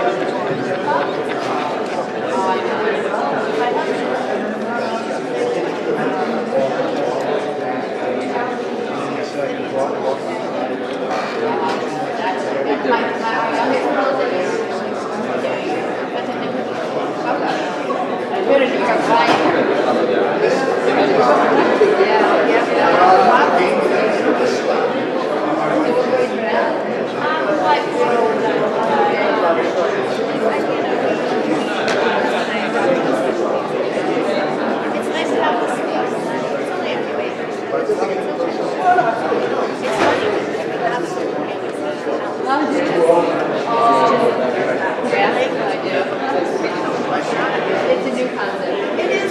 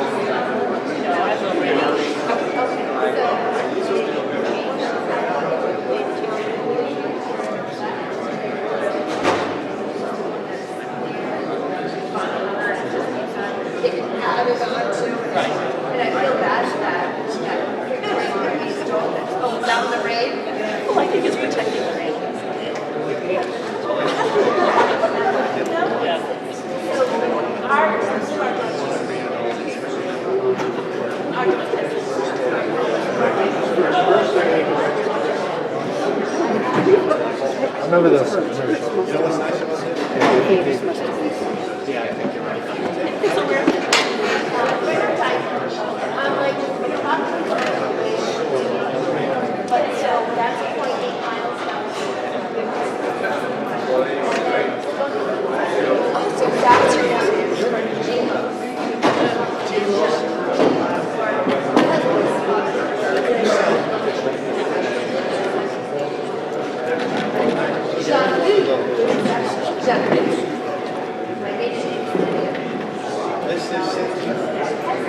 Were you speaking French?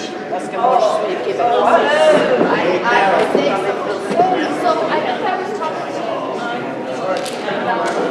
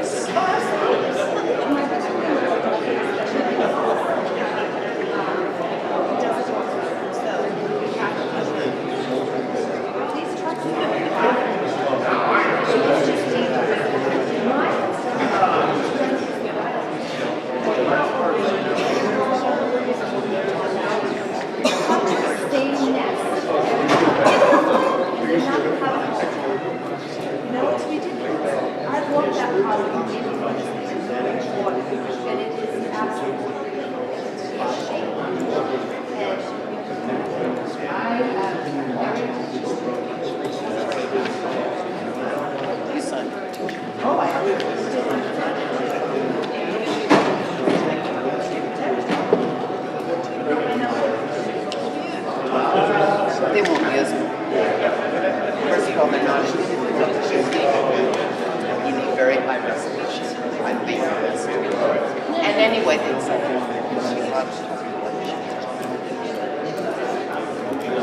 I'm not sure that. Oh, well, yeah, but I just know how. Okay, I want to continue the agenda, folks. Number 2, holiday sales license renewals. Opening hearing on new applications for holiday sales licenses. Trogus Group, New England Incorporated, 206 Main Street. Village Wine and Spirits, 26 Old Bradford Road. Blueberry LLC, 5 Mechanic Street. Discussing and consider motion to grant approval to the licenses in question, subject to all state and town regulations being met, and all town taxes current prior to issue.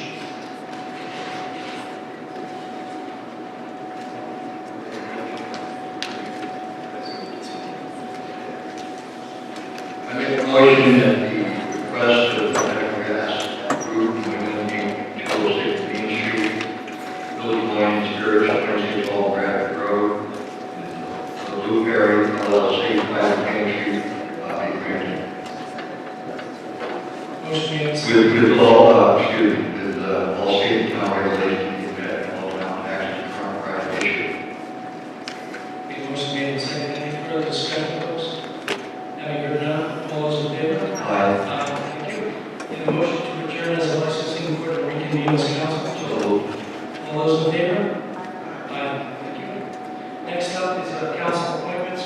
Appointment of town solicitor Kevin McAllister, zoning solicitor Veronica Essalone, appointment of prosecutorial lawyer Michael Casalino, and probate judge is Linda Urso.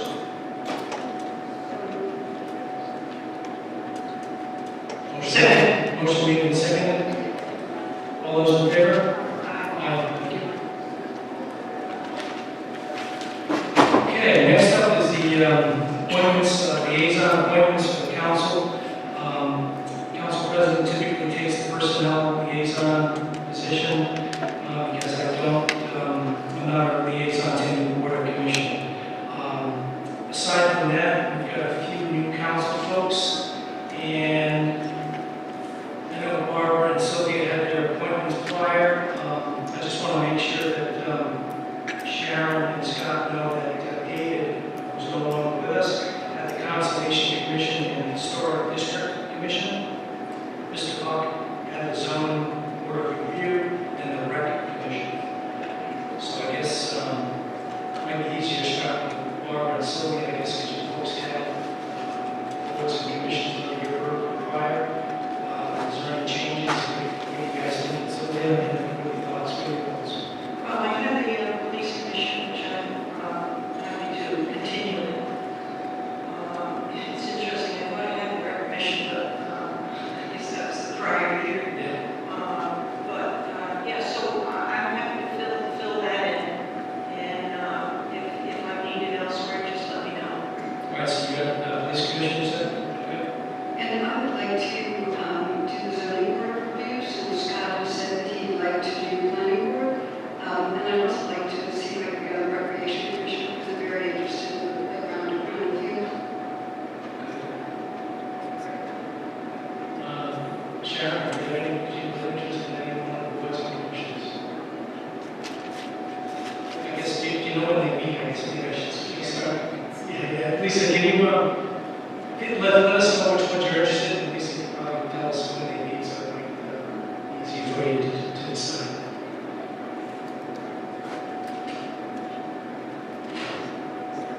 The Affordable Housing Partnership currently is inactive. We need members. The Animal Control Commission is currently, they only meet as needed. If there's a matter that we to be brought to their attention. Juvenile hearing board is usually deal with juveniles, so there's really no access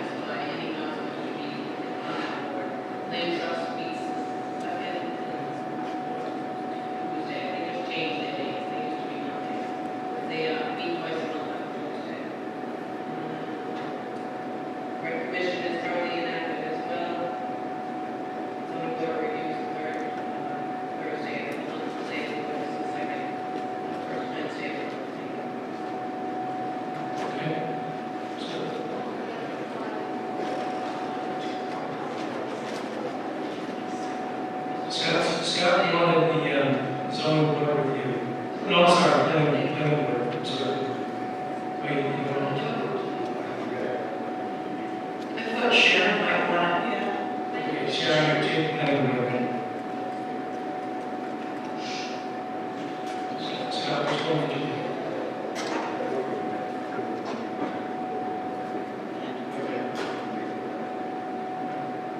In that case, so I don't know what something we want to do. I don't mind trying to do another necessary conservation land, so if you want to do something else. I would go with land trust if you need me there. So, and Sharon, conservation, Sharon. Okay, Sharon, conservation. Does Sharon also want to continue with the affordable housing? That's a good question. I didn't know if you wanted to. Right now, it's not enough vendors, so we have to, we're going to be updating that list for you, so you'll see what the vacancies will be, and maybe you can authorize me to advertise in the future, the vacancies. Did anyone claim the historic district commission? No. Okay, we need someone that's pretty active.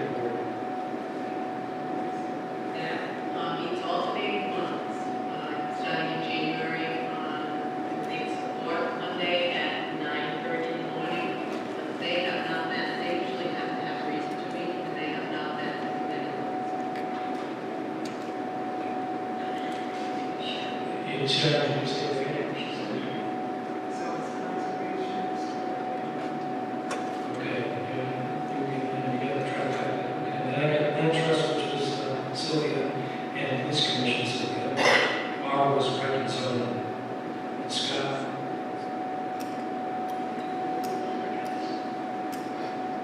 Scott, did you make a decision there?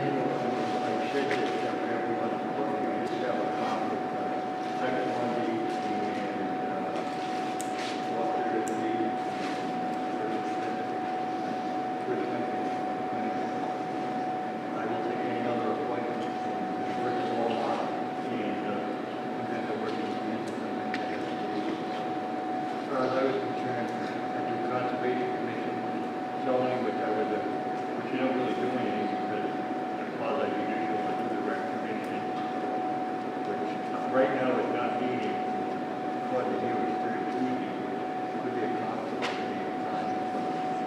They will back that schedule. Conservation Commission, the land trust is second course. Yeah. Another meeting. If you'd like to do recreation commissions, that would be fine. You should want me just to have all on recreation. if you want to do Is that. anything else is going to be taken or doesn't really need? The only problem is that we're I want to point out that it's been my experience, and I know we all treat it differently. Anyone, of course, can go to any commission meeting as a participant, to sit in the audience and listen or whatever. My role as liaison in my mind has always been that you're available to whatever commission or committee you're liaison to, and your duty is to respond to them if they have an issue that they think the town council should take up. So you don't feel that you have to attend every single meeting. If you want to learn more about it, great. But I always take it as when, for instance, I was rec commission, and when they had an issue, they wanted to deal with trees and a plan, I was there. So I just wanted to point that out to everybody. It's not as if you have to go to every single meeting, but you make sure they know who you are and why you are, and if they need you, they'll let you know. That's how I've dealt with it.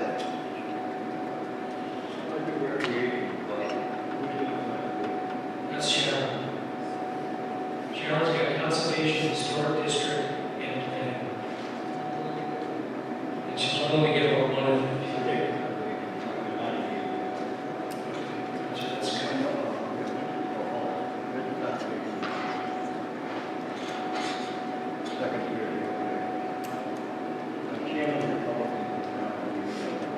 All right, Scott's got conservation. Sharon's got historic district,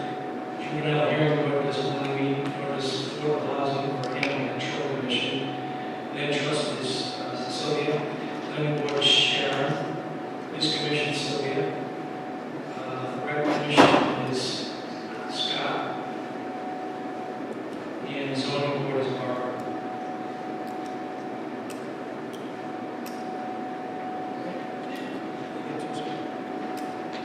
All right, thank you, folks. Okay, consider and vote to provide appropriations for town clerk's appointment of Marita Roll as deputy town clerk to November 2020. So moved and happily. Have a second. Motion made and seconded. All those in favor? Aye, thank you. Consent agenda, approved town council meeting minutes of November 19, 2018. Approved refunds resulting from overpayments of 2018 real property tax, 2018 and 2013 motor vehicle tax, and 2017, 2016 tangible tax. Approved abatement resulting from motor vehicle tax value change submitted by the tax assessor. I would pull November 19th. Okay, Move we approve the consent agenda minus November 19th. okay, Bob, what page? Actually, the page I thought, because it's the 19th, two of them will have to, Scott and Sharon will have to abstain. So I'd like to approve town council meeting minutes of November 19th, 2018. Excuse me, you had a motion Yeah, to. we didn't have a I second. didn't have a second on the consent agenda, but now we did. Oh, it's a second. Second. Thank you. You vote. All those in favor? Aye. Now, as far as November 19th, The consent agenda is yes. Yes. That's right. And then Margaret, Yeah, a motion to approve town council meeting minutes of November 19th, 2018. Second. okay, motion made and seconded. All those in favor? Aye. Aye, abstentions? Great, thank you. All right, first public forum? I have to make up for lost time. Take your time. Shall I bring it to you, Joe? No, You can sit down. one end is a flask. The other end, I count it 3 times, it's a sword. No book, no binder, Good thing. but I do have paper.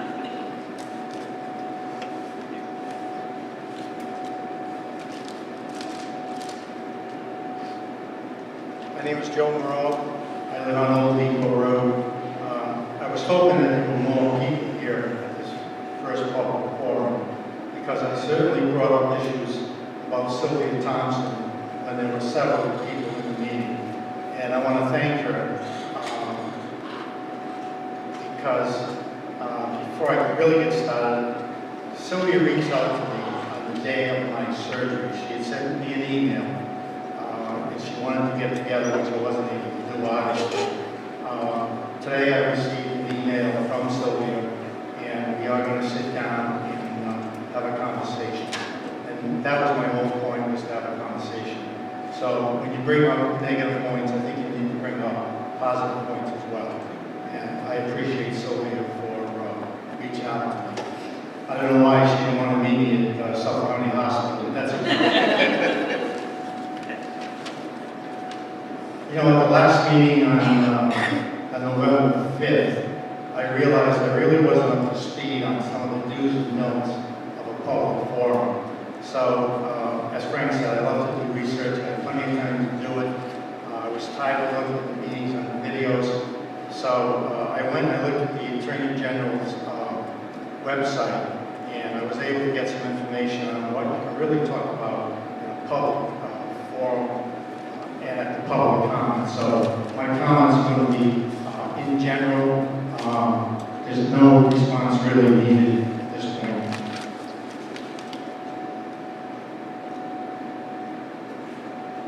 It has been becoming more difficult to speak now than most times, except for the last meeting, which I thought was a well-run meeting. I didn't hear 1 minute of 5 minutes or less. And I certainly appreciate the council and the way Frank conducted that meeting.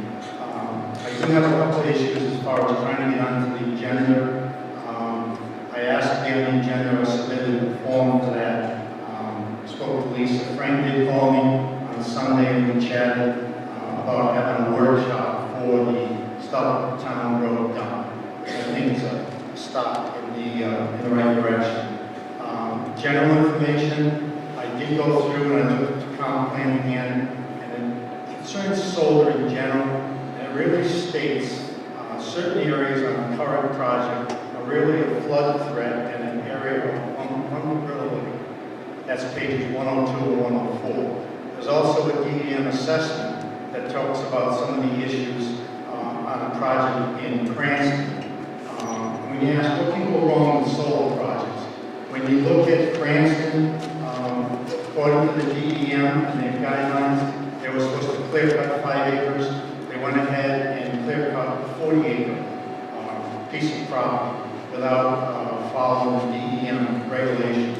That's my concern because with a lot of these developers, they don't appear to be following the rules. We can ask for, and I compliment my due diligence, we can ask for so many things, but who's going to be the watchdog to make sure it happens? It was probably financially feasible to clear cut 40 instead of 5 acres while you've got the equipment there and so forth, but if you can't follow the DEM regulations, what are we going to follow?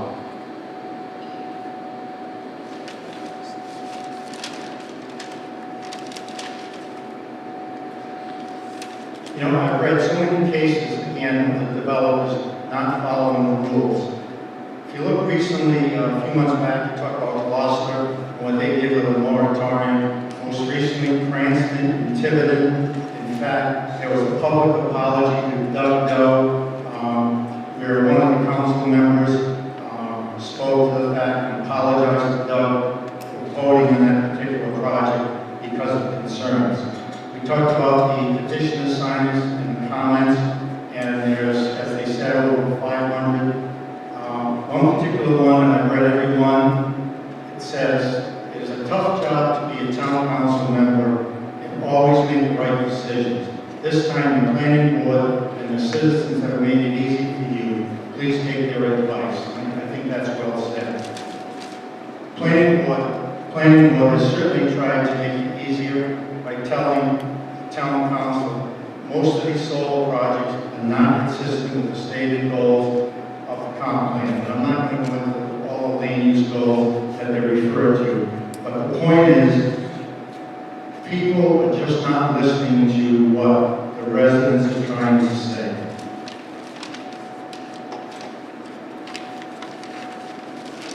Frank, this might be 5 minutes or less. 5:12. I have 15, 10, and 20 minutes. Myself and others have been to countless town council meetings, hearings, planning board meetings, state meetings, and workshops. Since the 3rd week of June, we have provided hours and hours of facts and information to the residents and also to the council. We have provided a petition with over 500 signatures to protest the solar sprawl in a rural town. We have reduced your vote totals this November at the election for 3 of the town council members. 2 new town council members finished 1st and 2nd in the voting. We, the residents, have asked you to stop the madness. Some in the town council encourage more solar sprawl. We can't ask anymore because some town council members choose not to listen or read the information. I, for one, will not apologize to any of the paid witnesses, attorneys, or developers for our actions. If anyone is owed an apology, it is the residents of Hopkinton for the destruction to our town. In my opinion, from the 3rd week in June, it has been always about the money. The 2 town council members. It pains me to say the following. Unfortunately, I believe the 3rd member of our town council is now focusing on the money. This is not about what the residents want, it's about the money.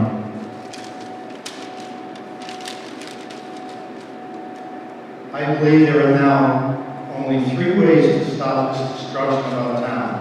One is our attorney has already filed the first court case, with more to come.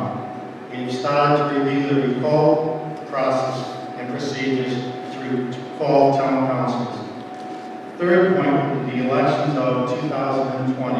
I told you earlier I started my involvement in the third week of June. The only good thing that has come out of this involvement are the many new friends I have made from residents, town council members, town employees. They are truly the definition of a good neighbor. My wife and I had Barbara and Tom visit our home to discuss the Woodville Hall project. Barbara has been to our home for a block party and celebrated our victory on the Woodville Hall project. We have spoken several times during the course of the summer, and we continue to speak, myself and Barbara, at meetings like this at planning boards. She attends every one of them. Barbara has called me every week to see how my recovery has been from my surgery. It has been going. We always talk about Chiefs. During the election period, Barbara and Sharon had signs on my front lawn on election day. I visited all of the polling sites and I was truly proud of what I saw. Carol and Justin and Lauren and other people who were out in the pouring rain, including Alex. Lauren was recovering from pneumonia. I'm sure others were standing in the rain for a cause that many others believe in. The cause is to stop the solar gold rush. I returned Barbara's lawn sign on election day at the Ashway School. We chatted for a while and she asked me if I was going to the Hope Valley Elementary School. I said I will, and I'll get the call. When I arrived at the school, here's Barbara, standing in the rain and thanking everyone for voting. Everyone that went by, she thanked them for voting. People were tooting their horns. When I returned home, I told my wife about all these incredible people standing in the rain most of the day. I was hoping that on a better election day in 2020, I would be bringing back Barbara's lawn sign again, and we could share a good cup of coffee from Cumberland Farms. Friends, schools do coffee from Cumberland Farms. You owe me. Unfortunately, the way things are going now, it's sad to me to say that the current situation, we won't be having that cup of coffee. We will still be friends, and we'll be talking about our Chiefs, and that's the most important thing. And thank you all, I appreciate it. Thanks, Joe. How much time, please? 9:55. So we still only five. Still only five. Thanks. Anyone else? Thanks to my assistant.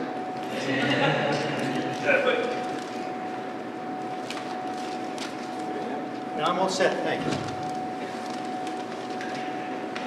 My name is Ron Bryant, 8 Francis Barber Drive, first time speaker. Being married a second time, I'm going to keep my comments short, so very no length. I'd like to state my opposition to and concerns about solar, any proposed solar projects coming up here in Hopkinton. My wife and I have attended a number of public meetings concerning these projects, and we've listened very attentively to the passionate pleas of residents going through the rejection of the zoning changes. For the most part, we agree with those comments. However, until we heard through the grapevine that another project, which is actually 2 projects which may be combined, will be adjacent to our street, we are not overly motivated to research the details.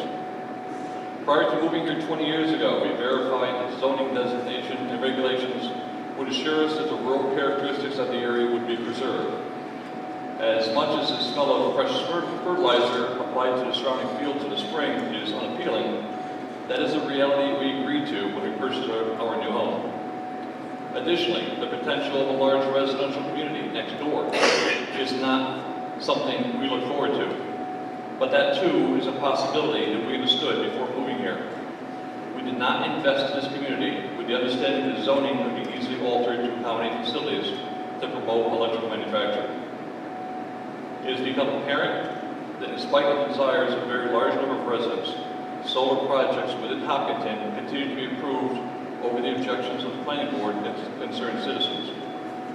With that as a backdrop, I decided to investigate possible negative impacts of photovoltaic solar farms. The loss of trees and vegetation and the impact on the environment has been documented in previous meetings. However, I had not been aware of just how large an impact the destruction of the woodlands would have on all of us. The loss of conversion of carbon dioxide to oxygen the assimilation of additional pollutants, and a change in temperatures and wind effects in the local area are documented in a 4-page report that I wrote that I will hand out. The report also documents the dangers of electrocutions to first responders should a fire occur either from natural events such as a lightning storm or from electrical malfunction within any of the many components. However, these dangers pale in comparison to the dangers of the aquifer that supplies our drinking water. Please refer to my second report of 3 pages entitled How Can Solar Panels Affect You? Chemicals. I'm also attaching that. The heavy metals typically are encased within the panels include lead, cadmium telluride, copper indium selenide, or cadmium indium gallium diselenide. Good luck with that. Yeah, right, those. These materials can leach out of a damaged panel and contaminate the water supply of an untold number of households. Although they have the potential of seriously injuring or killing people who drink or come in contact with the water due to their known carcinogenic properties, they also have the label of geotoxin. A geotoxin has the ability to affect the DNA, meaning it could affect reproduction and the DNA of future generations. Once these materials are in the aquifer, they will not be easily removed. At that time, the only way to remedy the contaminated water will be to provide a public water supply for all of those affected residents for an unknown number of generations. Will the owners of the solar fields pay for that? I don't think so. They'll probably declare bankruptcy and move on. For the sake of the health and well-being of all people that are served by these aquifers, please reject the request for these projects. I've also attached a 1-page summary of these 2 reports because they're kind of dry and boring. And also a 2-page copy of an article appeared 2 days ago on MSN entitled, What Could Take a Shot of Solar, a Waste Problem. Please review and understand this information prior to making a decision on any pending solar projects. I also request that all of this be entered into formal documentation process regarding these proposals. Thank you. Thanks, Susie. If you could please give the exhibits to the clerk, I'd appreciate it. Excuse me, what street did you say you were on, you live in? Francis Park Drive. Just for the record, can we accept that hearing? Just information. Okay, thank you. Jeff, do you need a hand? I didn't bring my crutches tonight, though, but anyway, Jeff Langford with you. There was an attorney here representing an applicant who made an assumption that of the 8,119 residents in Hopkinton, not Coventry, that 500 people signing a petition. The analogy I think he was expecting people to draw from the statement was that there's over 7,500 people in favor of the project. Now, I'm not a mathematician or a professor. I just felt the need to put that out there. Because if there is silent majority, and with all of the money and resources that the applicant has, I haven't seen any of those 7,500 people at these 4 hearings, and neither have you. Thank you for your time. Thanks, Chair.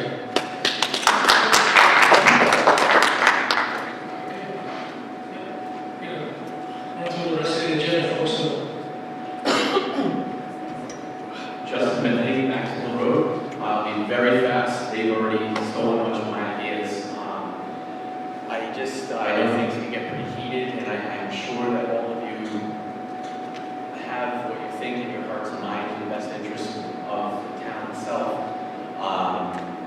Can I just please, speaking to with regards to the attorney, and I emailed Frank, who responded back several times, and I appreciate that, as do Barbara. Can we please, all of us, and outside attorneys included, please stop referring to myself and everyone else in the room as a burden on the town. I just, out of respect, a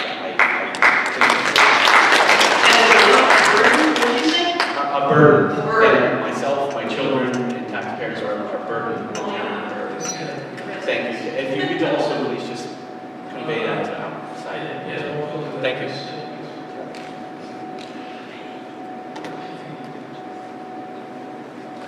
Hi, I'm Linda here. I also live on Maxon Hill. I keep hearing references to the silent majority and people not showing up at these meetings. I understand you do have an IT department and a GIS person. This is true? Because this is really simple coding. I mean, I could do this at work. If I hear so many great things about our school department, could any of our kids just write a simple, quick program that would do the geographic and geometric calculations anytime there's a project or something that coming up for a town planning meeting? It's really elementary, and it would be a lot easier to get people here so you get a real sense of what people are feeling and thinking about this sort of thing. And just one more thing, the attorney, I hate to speak to somebody when they're not present, but he said something that really gave me the chills, and it was, you can do whatever you want as a council.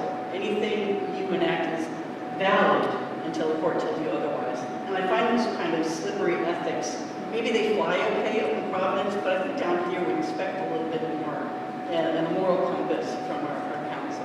Thanks. Thanks.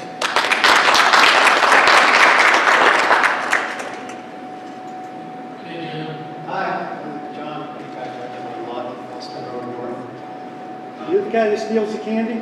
Yes. And I can also do whatever I want until someone catches me, by the way. So we have that in common, though I'm not elected. I didn't want to talk about tonight. I just kind of want to talk about some of the comments in general that I've heard over the past many hearings. There seems to be some sort of consensus that the town needs help. We don't really know exactly what we want to do. We don't know all the repercussions of development. And you can say no. I mean, yes, you have to have a hearing. Planning board had a hearing for a solar developer, and they compared it to the comp plan. They didn't even get into how many miles of fence they're going to be around it. They just went and looked at the comp plan, looked at the project, and they were able to make a determination. You can say no too.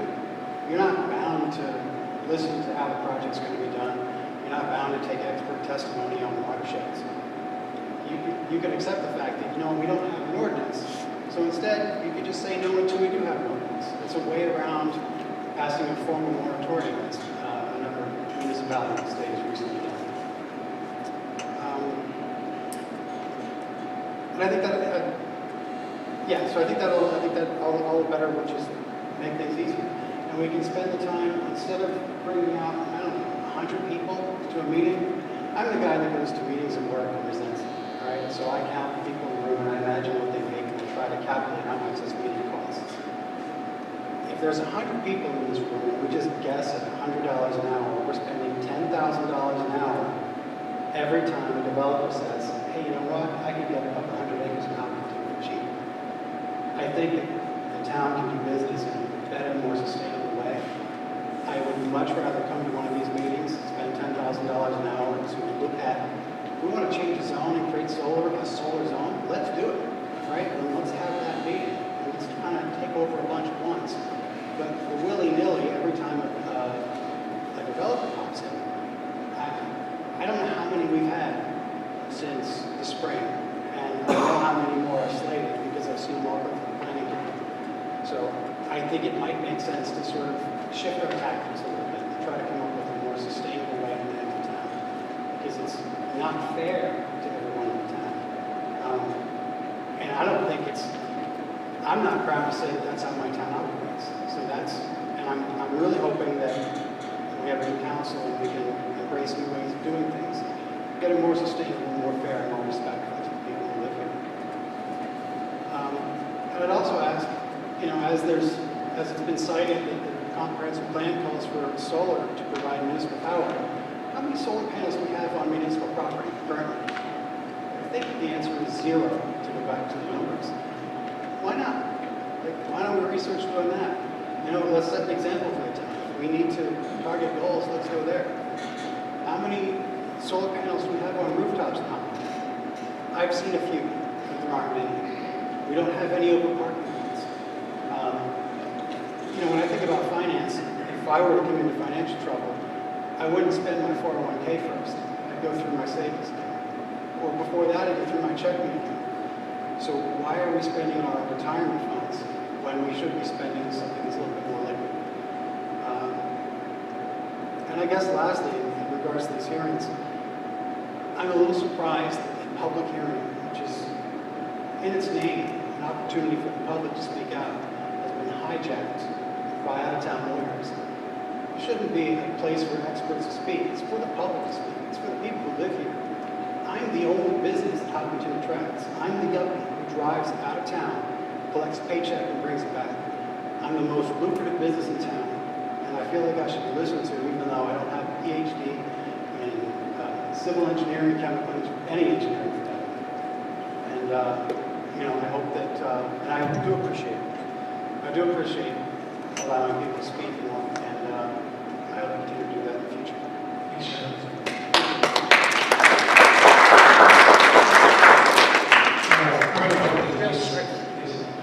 Carolyn, 43 words per child. I'm going off facts and everything else we've been talking about. We're coming up to a holiday season. I'm appealing to your sense of holiday. When Jeff and I make decisions, big ones, small ones, even our decision to participate in this, we always reflect on what our legacy is going to be for our children, and obviously for Liliana, who's made her own little statement. You guys have a legacy to create, and we should all be proud of our legacies at the end of the day. And it's not something you put in a will, it's not something you put on a bucket list, it's something you practice on a daily basis. So, hearing your constituents, appreciating the value of what they're saying about their quality of life is important to everybody. It's their legacy, it's your legacy. And you guys are going to be making a decision on one and another and another. Think about your legacy and think about what you want your town to talk about. And think about what little people like Liliana want to hear at the end of the day. Because she's so all over that she asks about it all the time. And if you want to see Liliana, she might be attending Wednesday night to Okay, and that's all I have to say. Well, the other thing I wanted to say was clearly the out-of-town lawyer would be uncomfortable today, and that makes me laugh. So, and you can read into that what you want, but that was cool that we got upset. Thanks, Carol. Next, under my report, 3 items. At 11/11, I was at the Memorial Barbecue. It was Reese Across America event, fundraising event. That event, I think, starts 15th of December. It was wreaths around deceased veterans raised, I think, 1,400 around the country. It's a very, very worthwhile organization. And I was happy to be a part of it. On the 14th of last month, at Coventry Annex, there was a seminar with DEM regarding trees and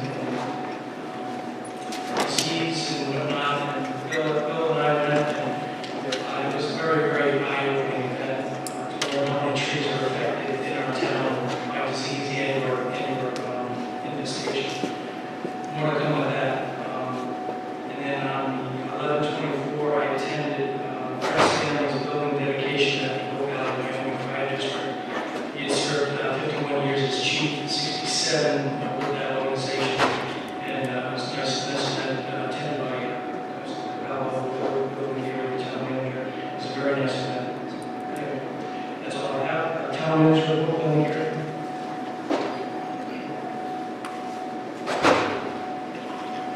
I just have one item on the town manager's report. It's the hazardous tree removal.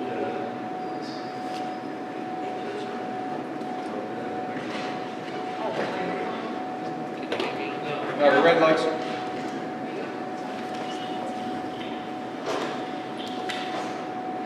Can you hear me now? Okay, thank you. I just have one item on the agenda. It's the hazardous tree removal committee. It's going to take off that seminar that we all went to 3 weeks ago in Coventry. The hazardous trees is really a statewide problem, but we convened a meeting on November 28th. We called a committee that was authorized by the town council. The meeting was held at the Crane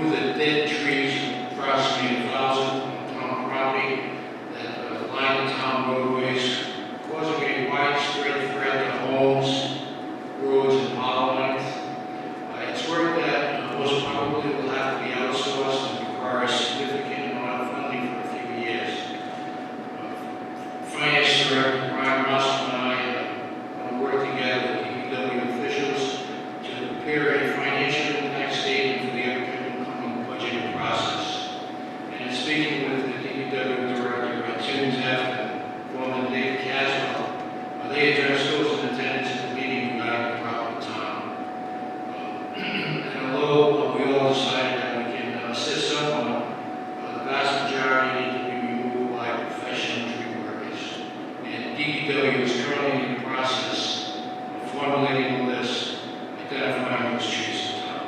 Thank you. Thanks, Bill. Okay, first item under old business, discuss and consider date and time and location for continued hearing regarding proposed amendments to chapter 246 non-residential photovoltaic solar energy systems.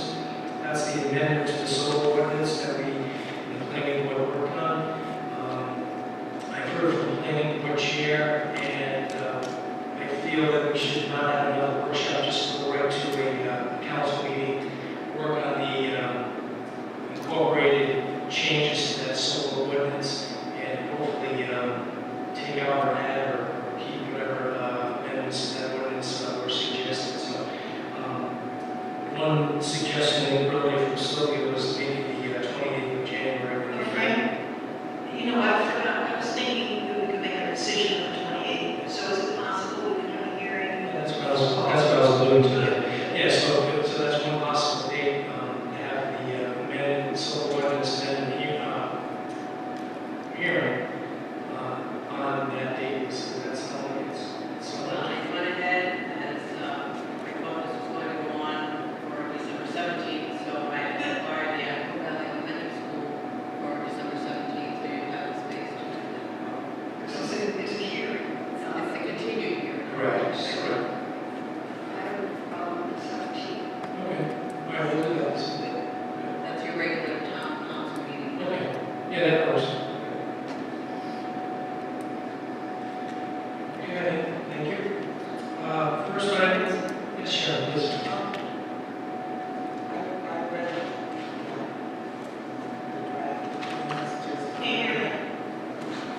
So I read the draft, took the stuff, and I had a lot of changes, and so was that. That's what, yeah, absolutely, absolutely, yeah. Okay, so we'll do that on 12/17. Hold that on the measure. Okay, first item of new business, Charo omnibus meeting, that's in, I believe, in January. Scott, Bill, first, who asked this to be put on the agenda. Scott, take it away. Thank you. One of the concerns I have is the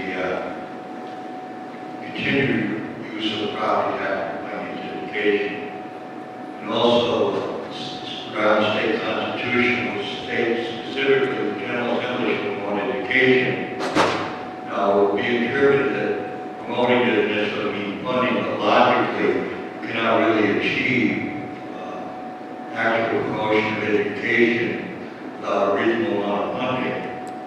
And I came on the state because when you see things like Studios 38, Fiasco, Holocaust, and all these other, they don't really have enough money to help the cities and towns do their duty promoting education by giving more money. They have no business even looking at some of these other things.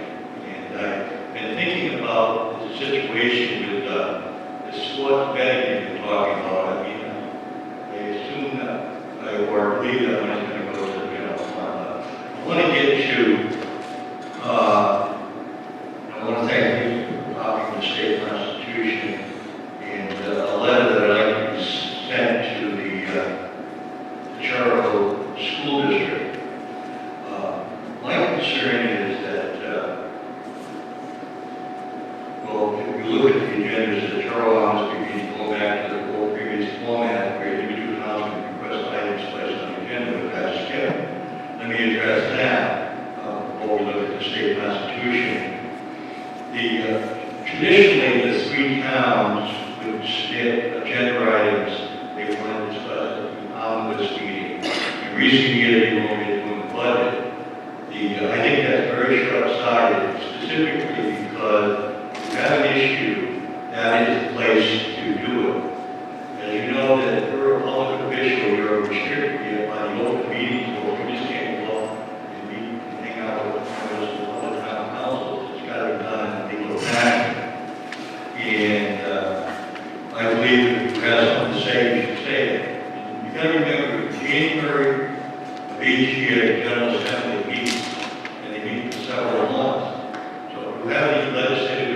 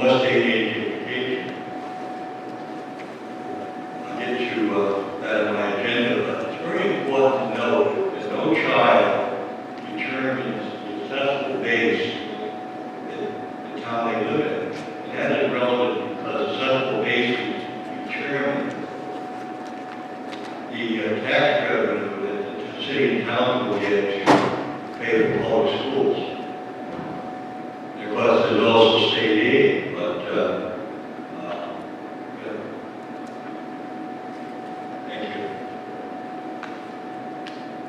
I suggest a letter be sent, and I'm going to make a motion to send it, additions to that flexible, I just want to put on the agenda, that is, I'm going to read what I proposed. Dear Dr. Kelly, is new chairperson of the General School Committee, Richmond Stern, chair of the school committee, Charleston Stern, vice chair, and Sylvia Stanley from Hopkinton was the chair, and now with a rotation, it goes to chairperson Richmond. Dear Dr. Kelly, the Hopkinton Town Council respectfully request that the General Conference meeting held annually give guidance other than the school levy. The respective towns pay the majority of their town taxes to the school district, and yet we do not even have a veto law of a single member school district. This is the point of reference, like the town of Westlake, which is a single member school district, town council institutionally has a right to pass and modify the school budget. The town council and regional school district do not have that power, so that's why it's in there. We don't understand the mechanics. Continuing with my letter, this in itself makes the regional school committee more powerful than a school committee in a single member school district. The first request is to have a discussion into getting agenda submissions from individual town councils for agenda items in the next and future omnibus meetings. The second request is starting a statewide dialogue with all municipalities and school districts, hold the state government accountable for local financial commitment to education. This directive to promote education is from Article 12 of the Rhode Island State Constitution, and a copy included in this letter. Keeping property taxes protect benefits for Rhode Island families, as property taxes do not take an individual's ability to pay into account. It impacts children, as the parents' ability to budget home family items for everyday living can be challenging. This is more than a state aid issue. The smaller community, the smaller municipalities, can be stressed with residential development with limited tax base. Homeowners bear the brunt of paying for public schools. In addition, year-to-year differences in state education aid can put local budgets out of whack.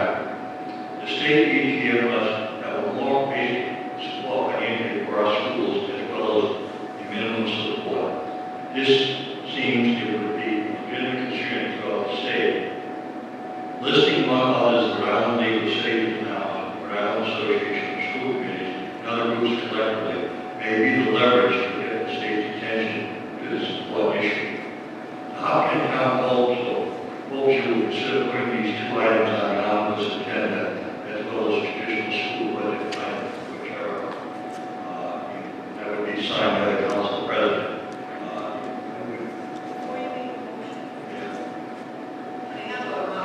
Suggestion, because it's the towns, the chair will, in the past, used to communicate with the three towns in December or November, who would ask them, what items would you like to put on the agenda? So I'd like to suggest that this letter go to Charlestown and Richmond and CC school, because if we want it, and if Richmond wants it, at least two towns want it, it's likely to happen. So it's the towns that we need to agree to this, to go back to the old format.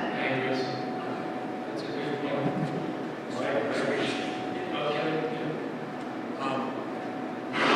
We can't have a vote tonight on sending a letter, because it's not listed on the agenda. If you look down at the next thing where it says discuss and consider voting, it has to say something like that. Otherwise, it's a technical violation. I'd also like to see if we actually can do that, add something to that agenda. I know we've done it in the past in the school department, said that the charter or legislative something that we can only discuss the budget, so we could check into that. I would appreciate it, Kevin. Because I'm not sure we can do it, because it was done in the past and they said actually we can't do it. And it's either legislative or the charter, the chair of this charter. I've got a point of order for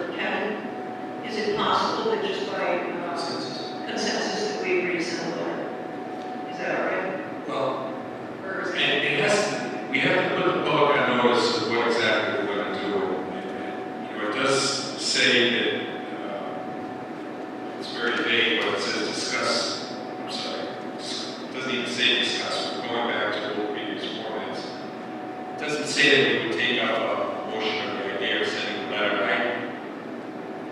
I'm very uncomfortable with acting on that in any way, the way this agenda was drafted. We'll just put it on the 17th. My concern with the 17th is the fact that I don't know when the Terrell School Committee, they meet usually on a second or Tuesday, and they're going to put their agenda, which is probably going to be in the first Wednesday of January, so it might be later than necessary. But if you think secretly this was done wrong, I'll have to go with what the solicitor suggests, but I'm concerned about the timeline. That's why, I mean, it's a first priority as a councilman to do this, because it's an issue that's very important to me. But hopefully the clerk will talk to the solicitor and the council president and clear up the wording so we can vote on it. But I'm just concerned about the timing. Thank you. Thanks, Scott. Ma'am, the other thing you might be able to do, Scott, is just write something and send it to Vera Ritchie, the superintendent of schools, and ask him if we may be able to discuss, the school board could discuss that in a school board meeting. Because they might be able to put it on that agenda, and then because it's on the agenda, the public can discuss it as well, and you can comment and make your remarks. Just might be a second way to do it sooner than later. I'm hoping that we don't ask the school committee, because they can just say no. I'd like to see this go to the towns. So if it's too late, it's obviously going to be too late for this year, because even if the towns agree, unless, it's likely too late, but we can at least ask it to be done for the next year. It's too late this year. My intent would be to put it on the 17th agenda, to vote on it, so we can send it to the member towns and see what happens, see if it gets any traction. Okay. Thank you, Scott. Next up, boards and commissions. Number one, discuss and consider voting to recommend G.B. Schofield to the Board of Council. So moved. A second. Second. Say, when I'm member of Park, and I stand corrected that I think the appointment of members of the Board of Council is very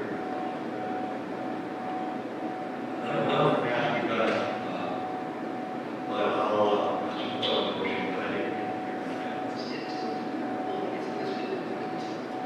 I'm fine with the council. Was someone make a second? Okay. Motion made second. All those in favor? Aye. Thank you. Number two, discuss and consider voting to reappoint Ed Wood to the Land Trust Board of Trustees. So moved. Motion made second. All those in